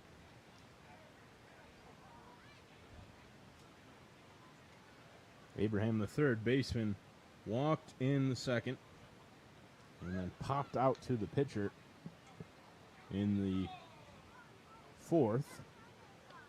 That one in the dirt. A good stop by Perilli to hold the runners as the count moves to 1-0.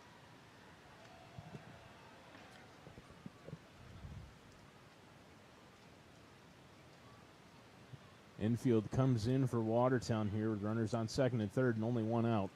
Clarkson delivered to the plate and foul off the bat of Abraham. A line drive that was kind of hit pretty much right at Wisniewski down the third baseline. But it goes foul and the count moves to 1-1.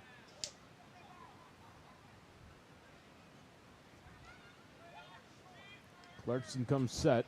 And now the lefty deals. This one slicing towards the right field line, diving, and foul ball. As Roberts made a diving attempt, and now Corey Roberts is shaken up out there in right field. The Rapids have been putting their body on the line tonight. Roberts diving, trying to make that play in foul territory on the ball that was slicing away from him. And he's out there on his hands and knees in some distress. The Rapids have already lost Moynihan tonight on a play where he collided with his shortstop Hageman at second. And now Corey Roberts struggling out there in right field.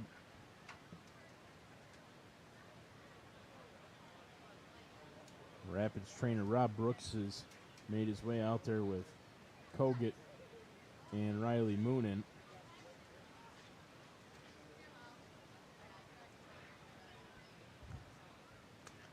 And now quickly warming up here right in front of us is Brett Myers, who's the designated hitter tonight. You think Myers would probably come in and play right field. It looks like he's got an outfielder's glove on. Myers played out in right last night, moved out there from second, and went out to play right field.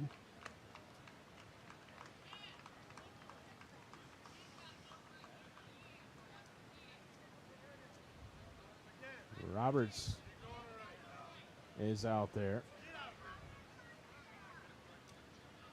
And Moonen shouting in towards the bench. Sounds like McCann would have to go out and play right field because he's the extra hitter. And Myers would stay as the DH. So that's what's going to happen. Dave McCann's going to go out and play right field for the Rapids to replace Corey Roberts, who is up on his feet and walking off the field.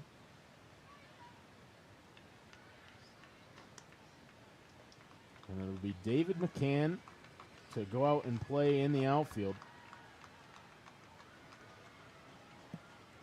I think at this point, McCann's played basically everywhere on the diamond for this Rapids team. Seen him at third, at first, behind the plate. Now he's in the outfield. I think the only thing he hasn't done is pitched.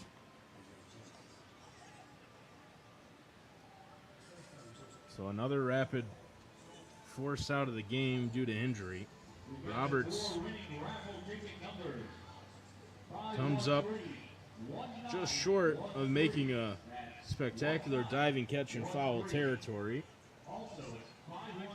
and has to be replaced by David McCann out there, who was the extra hitter, now the right fielder. And we'll see what that does to the Rapids lineup. What happens when Robert's spot comes up in the order? He'd be due up third next inning.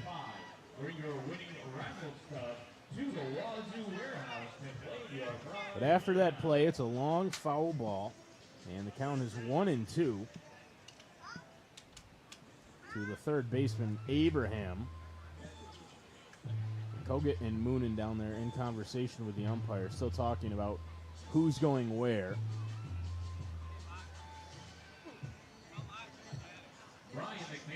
It sounds like as Kogut comes over here to the back to the Watertown dugout that Lockie Rees will come in and hit in the spot that Roberts was in the 9 spot. So Rees will now be the extra hitter, and McCann will be the right fielder. It's 1-2 after all of that to Utica's third baseman, Todd Abraham. Runners on second and third, and only one out. The infield still in. I don't know how often McCann's played in the outfield, but he does have a cannon of an arm out there. It's something to see if a ball was hit out there. Swing and a miss at the plate, and Perilli quickly picks it up and tags out Abraham, so he's caught swinging for the second out, and now the infield can back up with 2 outs. And runners on second and third. We're back to the top of the order for Utica. It's Pablo Santos, the left fielder, who will stride in. 1 for 3, but a big one that was. A 2 RBI double in the 4th inning. Part of that 5-run 4th for Utica. And a double here would score 2 easily for Santos. First pitch up for ball 1.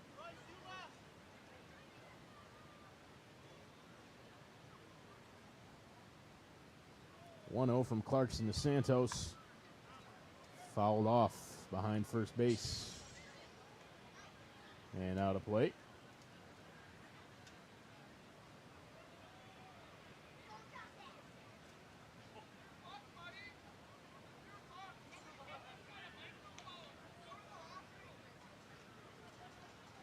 One and one.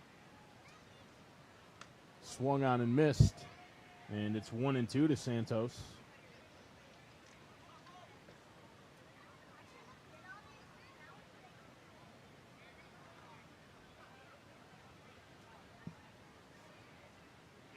Timeout called at the plate.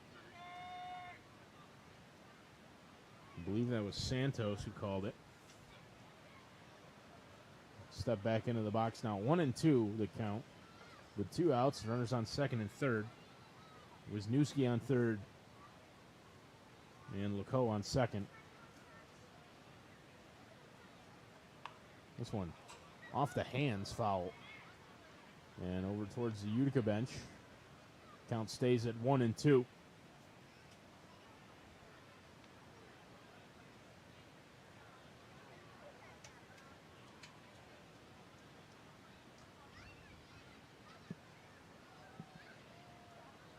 Clarkson to Santos, the 1-2.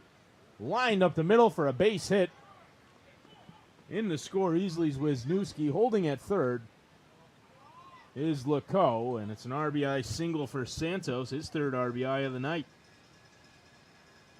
Next batter, number 96, Peter Adams. That'll bring up Adams with runners on the corners and 2 out. As the score moves to 10-2 in favor of the away team rather.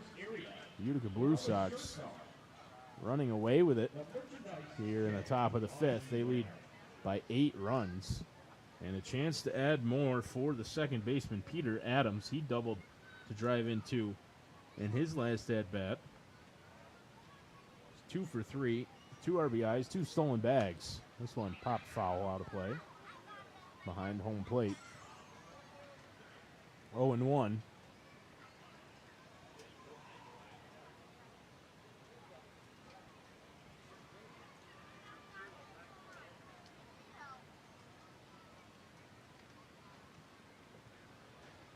One from Clarkson.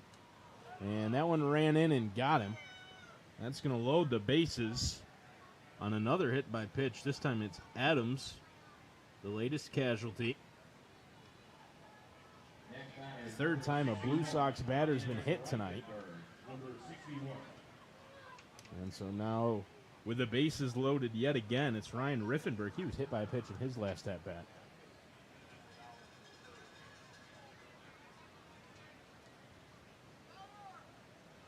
Two outs, bases loaded.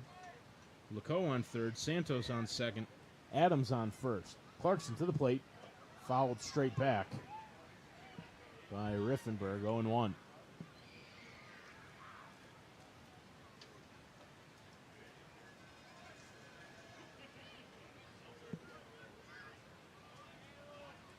One run across so far here in the top of the 5th. Going 3 runners out there for Ryan Riffenberg. That one misses high. It's 1-1.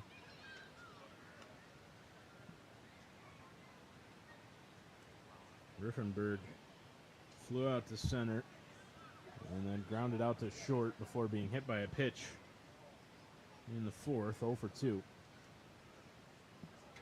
The 1-1. Fouled back, 1-2.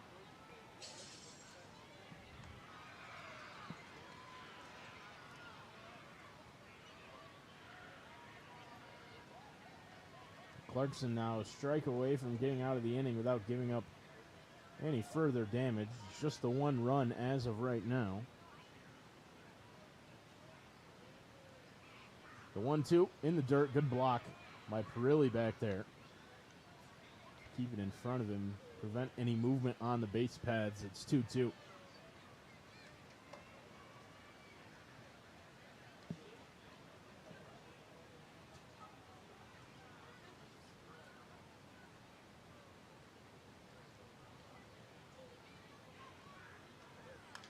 This one fouled back as well.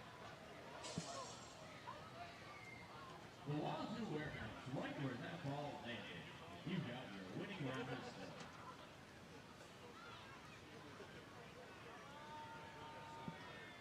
day. 2-2 to Riffenberg.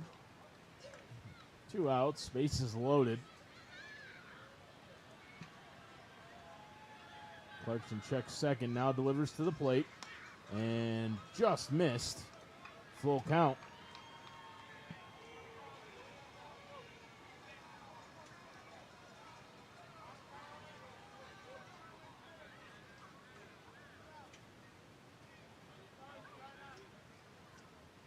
Payoff pitch in the dirt, ball 4. Riffenberg walks to force in a run, and the bases will be loaded for Caius Gargett. Utica now leads 11-2 here in the top of the 5th.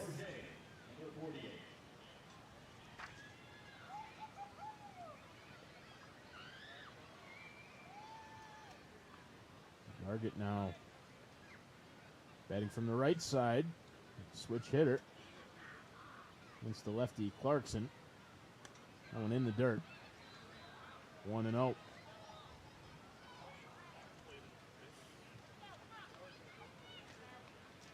Not a lot of switch hitters in the PGCBL, but Gargett one of them. Delivery from Clarkson again in the dirt, and again a good stop from Perilli. Clarkson's going to get a new baseball after a couple in the dirt. And he's behind Gargett 2-0 here with the bases loaded. He walked Riffenberg to force one in. And it's 3-0. He's in danger of doing it again. 3-0 to Gargett. On deck is the catcher, Kopp.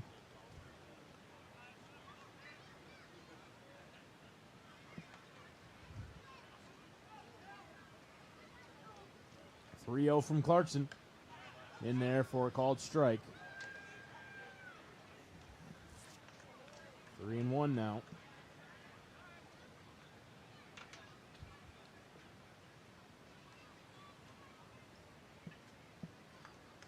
That one misses in the dirt. It's ball 4. Back-to-back walks with the bases loaded. Now batting. And the lead for Utica is now 10, 12-2. And the catcher, Kopp, in with the bases loaded and 2 outs. Yet again, still bases loaded and 2 outs. Back-to-back walks issued by Clarkson to force in runs. Now Kopp watches the first pitch miss, and it's 1-0. 3 runs across so far for Utica. Here in the top of the 5th. That one misses as well. It's 2-0.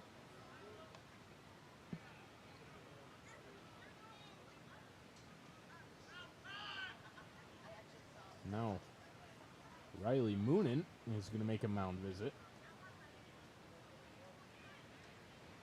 Almost always it'll be Mike Kogut to make a mound visit. This time it's hitting coach Riley Moonen. And pretty much absolutely nothing has gone right for Kalen Clarkson here in the 5th. Walk 2. Hit 1.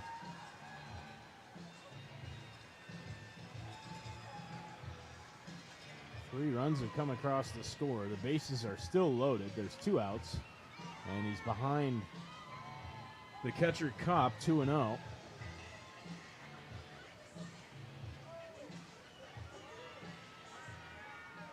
After a mound visit,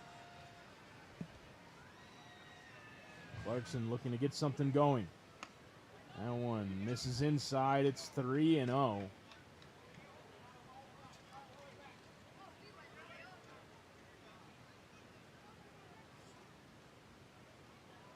3-0 from Clarkson. Called strike. 3-1.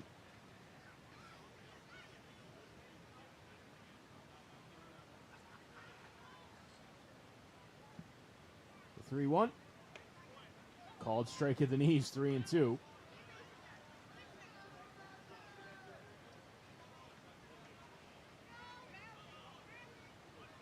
Now another payoff pitch. Full count with 2 outs and the bases loaded. Merry-go-round in motion. The ball hit towards second. Shearer comes in, makes the play, and gets the out at first to finally retire the side.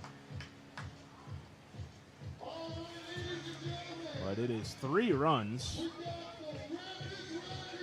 on 2 hits, 2 walks, 2 hit batters. And Utica leads by 10 runs. 12-2 is the score as we head for the YMCA break, the middle of the 5th. Watertown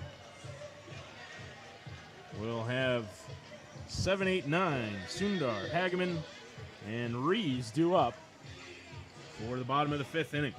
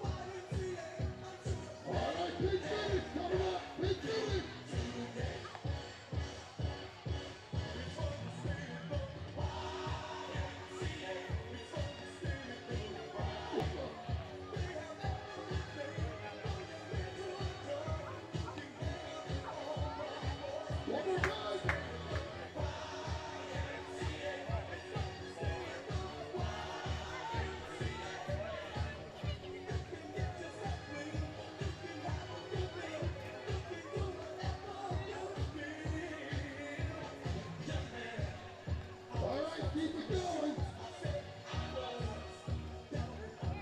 You're all village people. All right, on the count of three, let's go rapid. 1, 2, 3.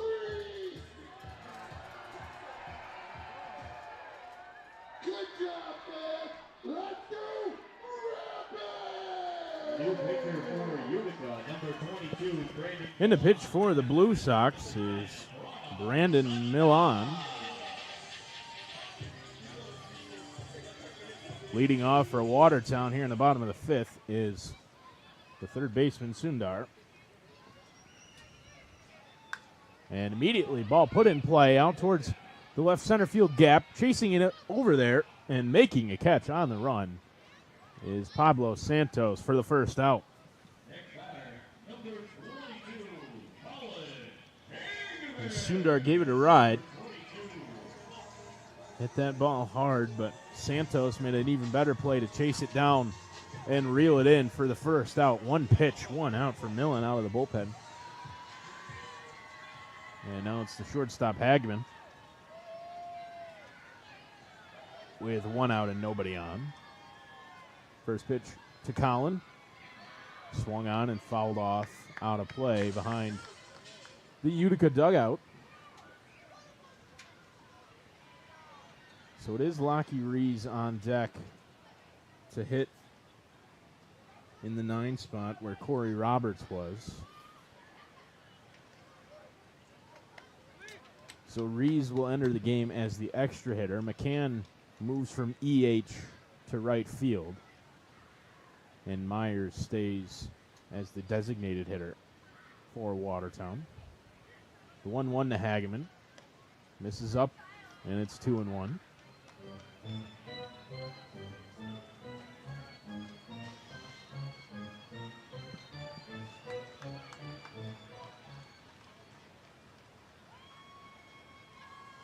Two-one from Millen to Hageman. Put in play out towards center field. Right there, settling under it, making the catch is Jensen for the second out. And quickly for Watertown, there's 2 away. Now batting for Corey Roberts, number 36. And striding in Lucky is Rees now, 36. the Australian. Catcher, first baseman, Lockie Rees.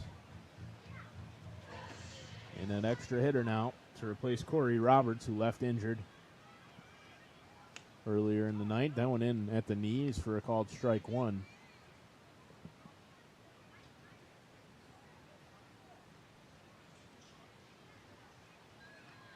The 0-1 from Millen to Rees. Breaking ball. Got Lockie. So Myers will come up now with 2 outs and a runner on first base. Now batting, number 11, Brett Myers, number 11. The umpire out having a conversation with Millen after that one. And nothing in it. That was a breaking ball that came in and got Rees on the back elbow. And now Myers will step in with 2 outs and a runner on first.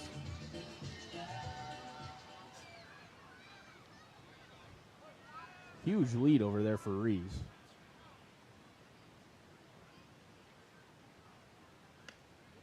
Lockie's got maybe my favorite walk-up song on the whole team. He's got the theme from Flash Gordon that plays when he comes up to bat.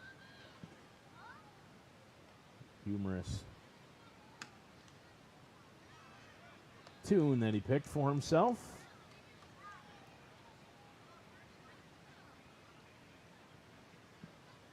One 1 to Myers. Rees over there on first. Fouled straight back off the bat of Myers, and it's 1-2. Shearer's on deck.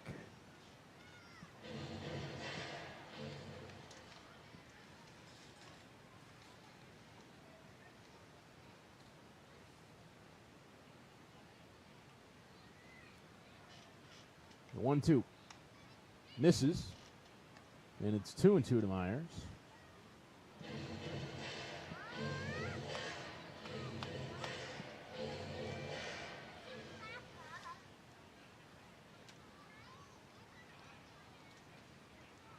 Two for Millen in the dirt. Full count to Myers now with 2 outs and a runner on.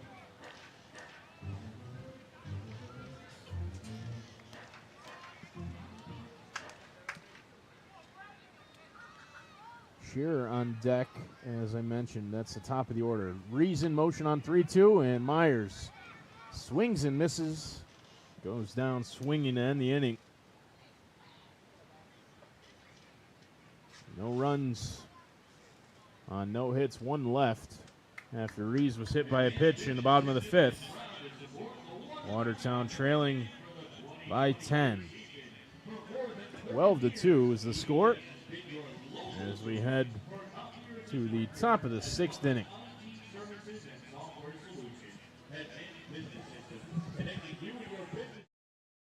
Since 1991.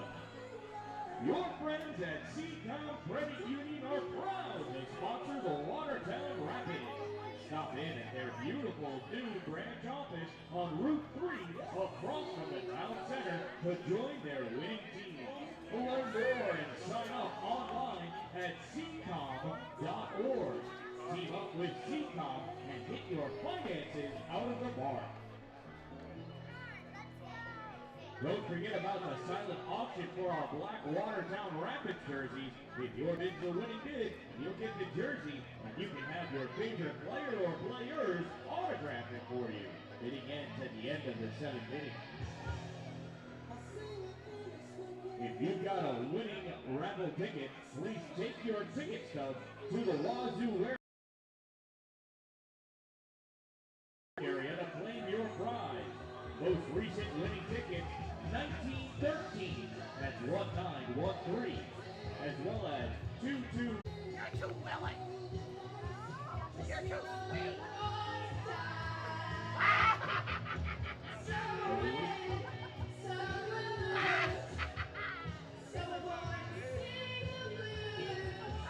You won't be singing the blues if Alejandro Rodriguez strikes out. He's our Tony's strikeout batter of the game, and he's up now.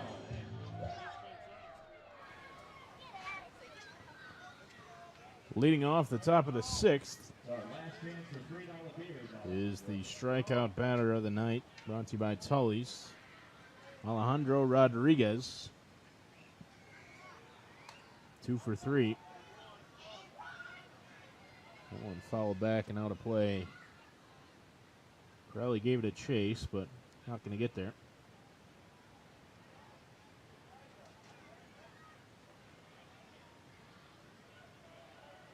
Into pitch for Watertown is Maverick King. Be the 4th pitcher run out there for Watertown tonight.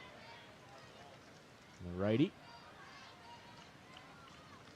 Head of Rodriguez 0-1. That one misses high. 1-1.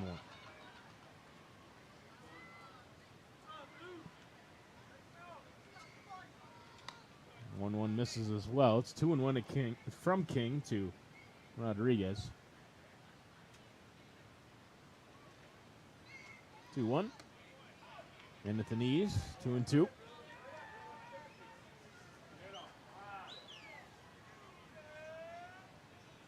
King looking for the strikeout, and he got it. Maverick King strikes out Rodriguez. So reduced beer and wine slushy prices for the rest of the 6th inning, courtesy of Tully's. As Alejandro Rodriguez strikes out, that got a good round of applause here from the fans.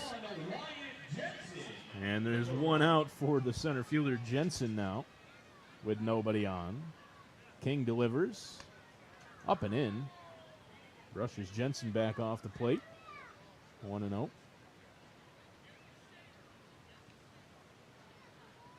That one in for a strike. 1-1. Sun's starting to set now. The clouds are a pretty shade of pink out there.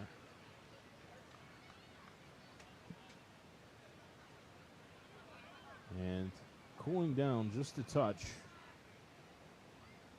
Still pretty muggy, but the temperature down to about 77 here.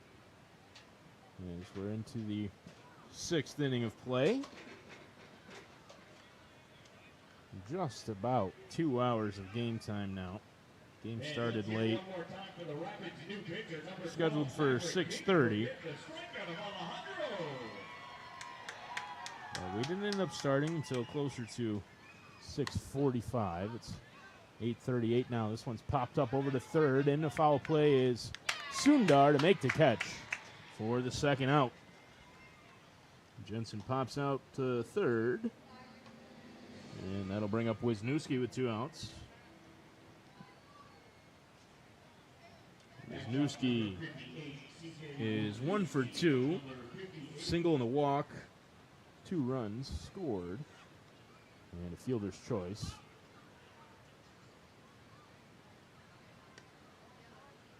One misses down and away. 1-0 from King to Wisniewski.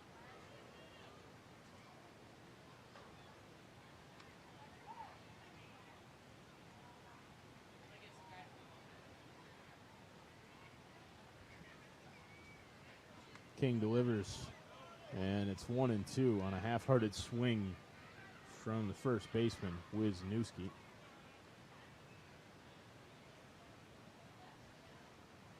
King looking for the 1-2-3 inning, and he has it. He gets Wisniewski looking to end the inning. And a 1-2-3 inning for the Rapids. As King comes out of the bullpen, gets 3 quick outs. A couple of strikeouts there in the inning for King. And as we head to the middle of the 6th, it's 12-2 in favor. 2 up for Watertown is the top of the order. 1, 2, 3, Shearer, Miller, and McCann. As we get ready for the bottom of the 6th inning here in Watertown.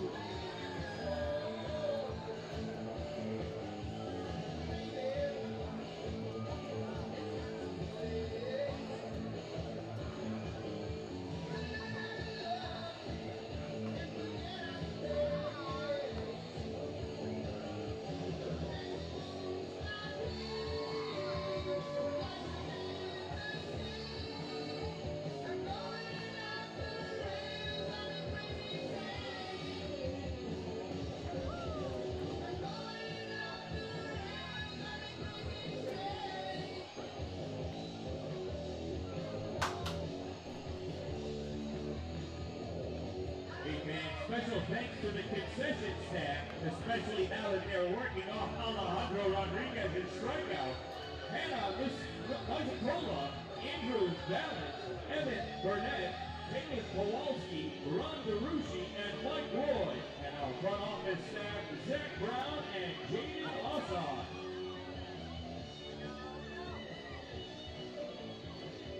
New pitcher on the mound for the Utica Blue Sox, number 57, Bill Rozakis, number 57.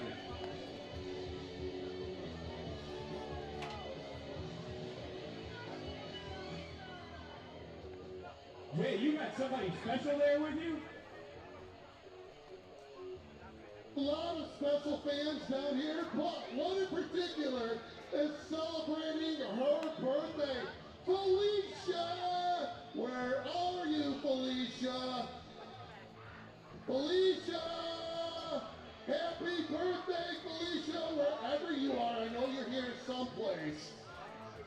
Happy birthday, lady!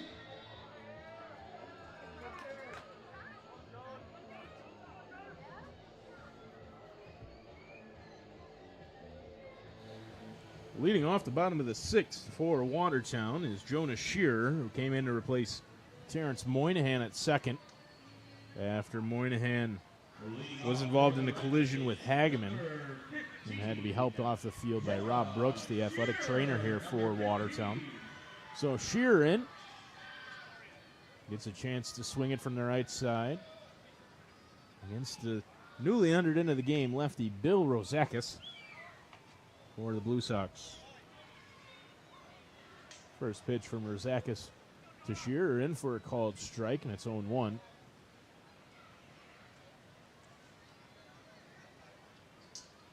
That one is outside, 1-1.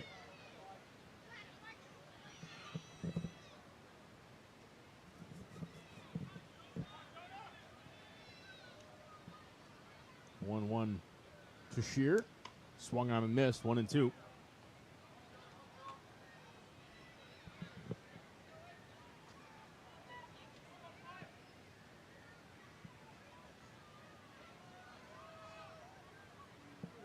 The 1-2 from Rozakis. This is low, and it's 2-2.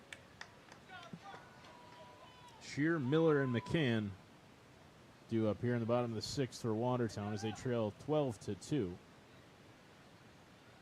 2-2 to Shearer. Swung on and missed.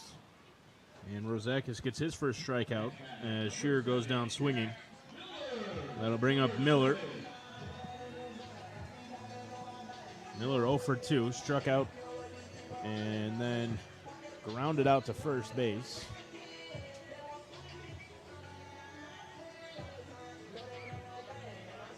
He'll bat here against the lefty with nobody on and 1 out.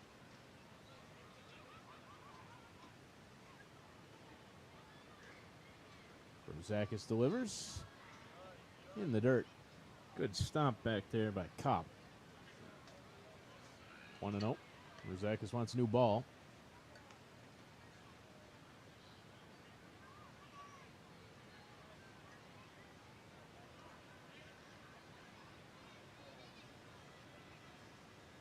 Here's the 1-0.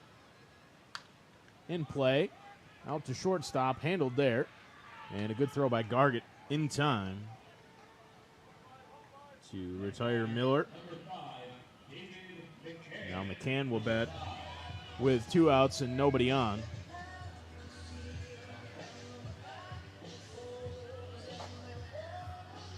McCann 0 for 2. Popped out to third and then hit a line drive right to the second baseman, Adams. Back in the 4th inning. Bats now here in the bottom of the 6th with 2 outs and nobody on. Rozakis breaking ball in for strike 1. A first pitch breaking ball. Sign of respect there, really, for how dangerous McCann is, but he chases, swings and misses out of the zone on that one in the dirt, and it's 0-2.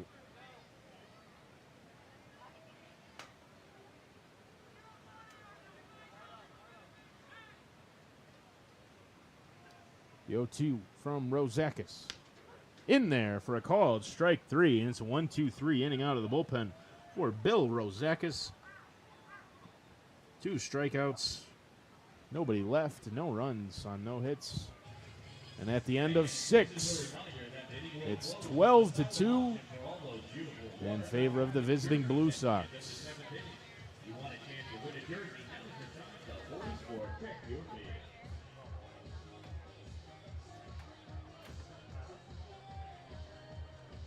Jay Madison will announce the winning bids at the end of the game. You'll be able to have our players autograph their jerseys afterward.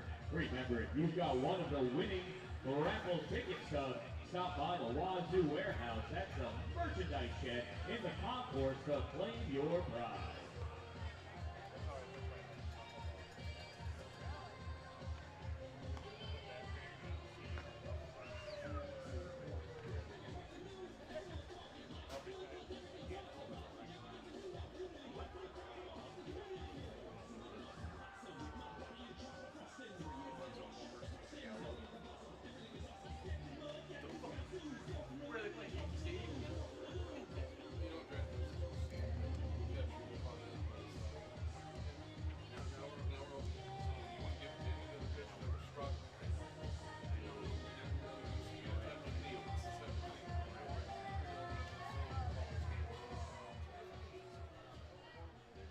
Hey there, fans. We want to send a big thank you to the folks that helped put up in the press box and our entertainers. D. Dan Dalen, the guy in the sky you're hearing right now. Connor Lalone, both of them do a great job. We've also got our press box staff, and I'll get them in just a second because our batter is up. So get ready for the seventh inning stretch in just a second.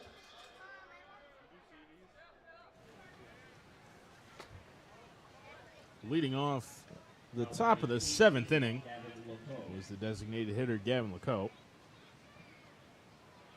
LeCoe's having himself a night in the 9 spot. 2 for 2 with a single, a double, and a sac fly.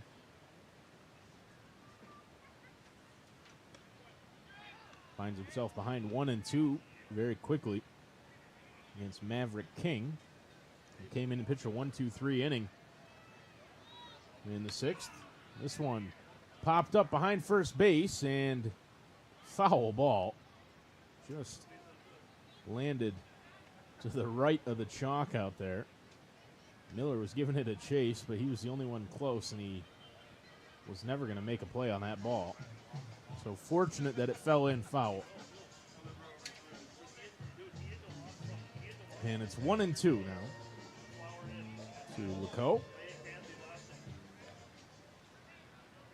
King comes set, goes to the hip and fires to the plate in the dirt. Good block by Perilli. 2-2.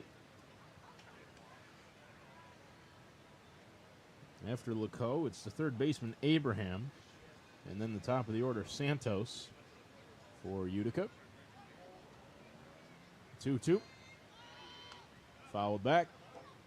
Count will remain knotted up at 2s.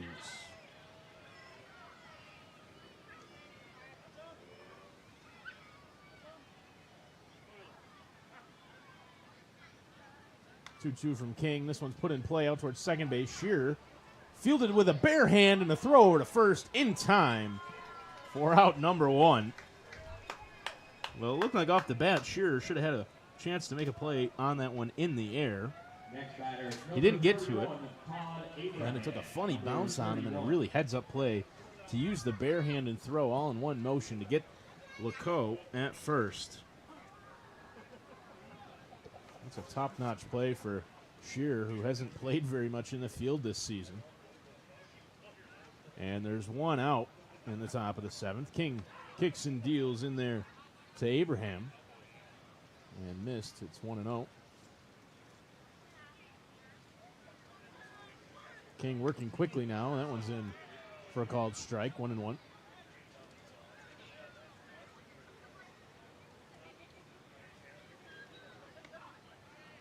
Too low that time, and it's 2-1. King working as quickly as the umpire will let him now. Delivers. Swung on and missed. Well late that time was Abraham, and it's 2-2. One out, nobody on. 2 strikes to Abraham.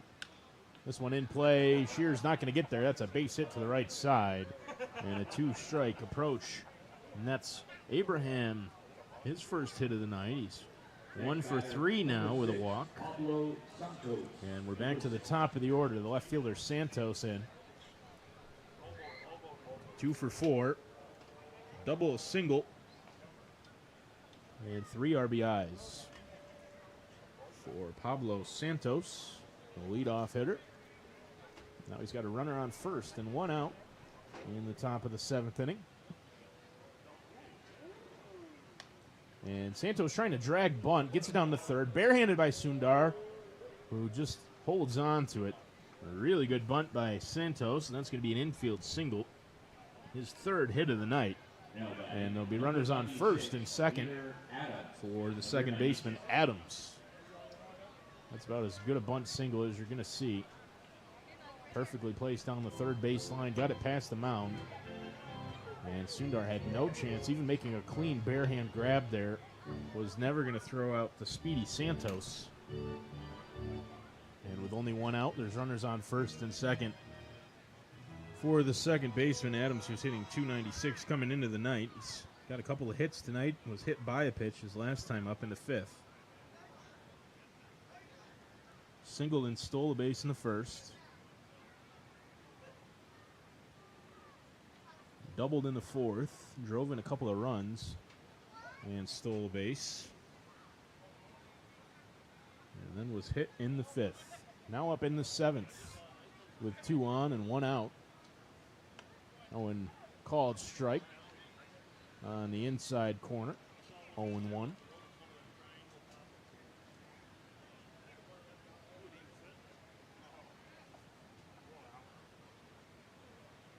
Delivery from King. Put in play towards short and past a diving Hagman. Holding at third is Abraham, and so the bases will be loaded with only 1 out for Ryan Riffenberg. Number 61.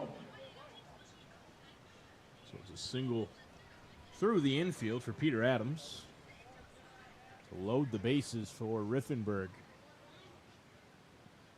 Riffenberg looking at an 0 for 2. He's been hit by a pitch and walked. Walked with the bases loaded to force in a run back in the 5th inning. And that one misses. It's 1-1 to the right fielder. 1-1 from King. Fouled back. 1-2. It's a big strikeout spot for King here. The bases loaded and only 1 gone. This one popped up. Shearer settling under it. Infield flies called. Shearer makes the catch anyway. And there's 2 outs. That's a big out to get for Maverick King. And now he's got the chance to strand the bases loaded here. But due up is the cleanup hitter, Caius Gargett. 2 for 3. Singled in the 1st, scored, or drove in a run rather. Struck out in the 3rd, walked in the 4th, and then doubled in the 5th to drive in a run. Now up in the 7th with the bases loaded. And this one ripped out to left field. Going back, making the catch is Bryce Phelps. And good work for Maverick King to stumble his way out of that inning without giving anything up. Gargett flies out to the left to strand the bases loaded. No runs on 3 hits. And a couple of flyouts. And King gets out of the 7th without giving anything up. But Watertown trails by 10 runs. 12-2 is the score as we're headed for the 7th inning stretch. We're going to put on our final performance. I'm going to have you move all that way, though, because we can't be behind the home plate. We're going to have them perform, and I'd love to see y'all sing along, dance, whatever it is. Also, Diane Paul. Hey. Start spreading the news. I'm leaving today. I want to be a part of it. New York, New York. These vagabonds. Tonight's attendance is 731 fans. Let's see them all up on their feet. Right through the very heart of it. New York, New York. I want to wake up. Let's see you sing, folks. Let's finish this big, folks. Finish it in Watertown rapid style. King of the hill, top of the heap.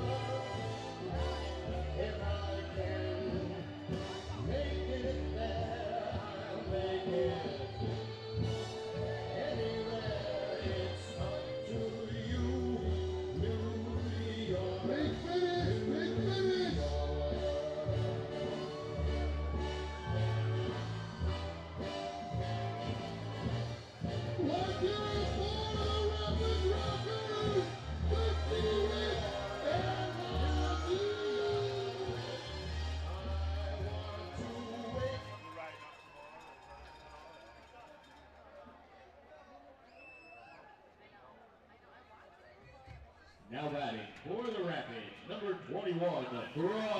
Leading off the bottom of the 7th inning for the Watertown Rapids here, down by 10 runs, is Bryce Phelps, the left fielder. Made a nice catch to end the top of the 7th to strand the bases loaded. As Caius Gargett lined one right at him out there in left. Phelps had to back up a couple of steps and reel it in for the 3rd out. Batting now here in the bottom of the 7th. This one fouled off right at the plate. Straight down and then found its way out over here to the dugout.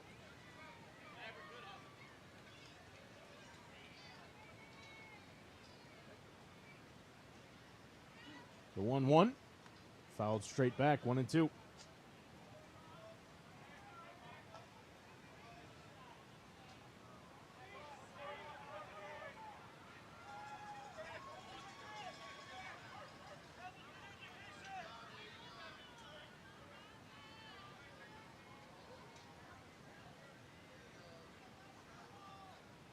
The 1-2 from Rozakis. Misses down and away. 2-2 now to Phelps.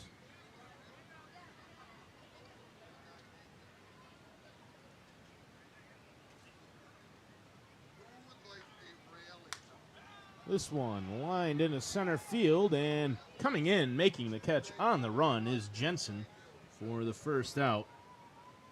Phelps retired to start the inning. And that'll bring in the Rapids center fielder, Grandelli. Grandelli, 1 for 2 tonight. Singled in the 1st. One of 2 hits for the Rapids all night. And then in the 4th, in his 2nd at-bat, rounded out to 3rd base. This one popped straight up. Trying to make a play on it is the catcher, Kopp, and he's there. Reels it in for the 2nd out. Grandelli retired very quickly. Yeah, and there's 2 gone here in the bottom of the 7th. And now the catcher, Perilli, up with 2 outs in the bottom of the 7th.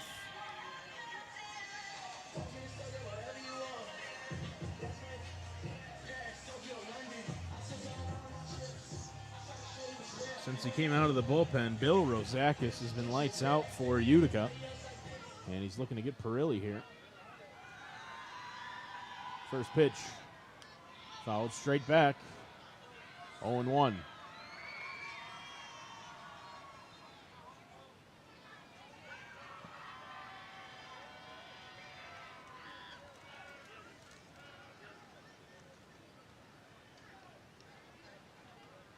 Rozakis shakes off a couple of signs. He's ready now. The 0-1. This one popped up into the infield. Coming in is the 2nd baseman who makes the catch. Really popped up right to Adams for the 3rd out. And with the Rapids down by 10 at the end of 7, that'll be all for tonight. The final score, 12-2 here. Watertown falls at home in their final home game of the season to Utica after 7 innings. Their mercy rule. Watertown managed just 2 hits on the night. 2 runs on 2 hits for Watertown. They had 2 errors defensively. Utica put up 12 runs on 13 hits. And the Rapids fall here at home to their rival Utica Blue Sox in a game where they struggled to get anything going offensively. And the pitching staff looked tired, looked overworked more than anything. And they really struggled to string together outs. The offense struggled to string together hits. And the Rapids lose here at home. For everybody at NBC Watertown, Zachary Zubriski, man behind the controls, doing all the camera work as well tonight. My name's Connor Lalone. Thrilled you could join us for Watertown Rapids baseball here at Toyota Field at the Alex Duffy Fairgrounds. For all of you watching, Appreciate it very much. Thank you, and have a good night.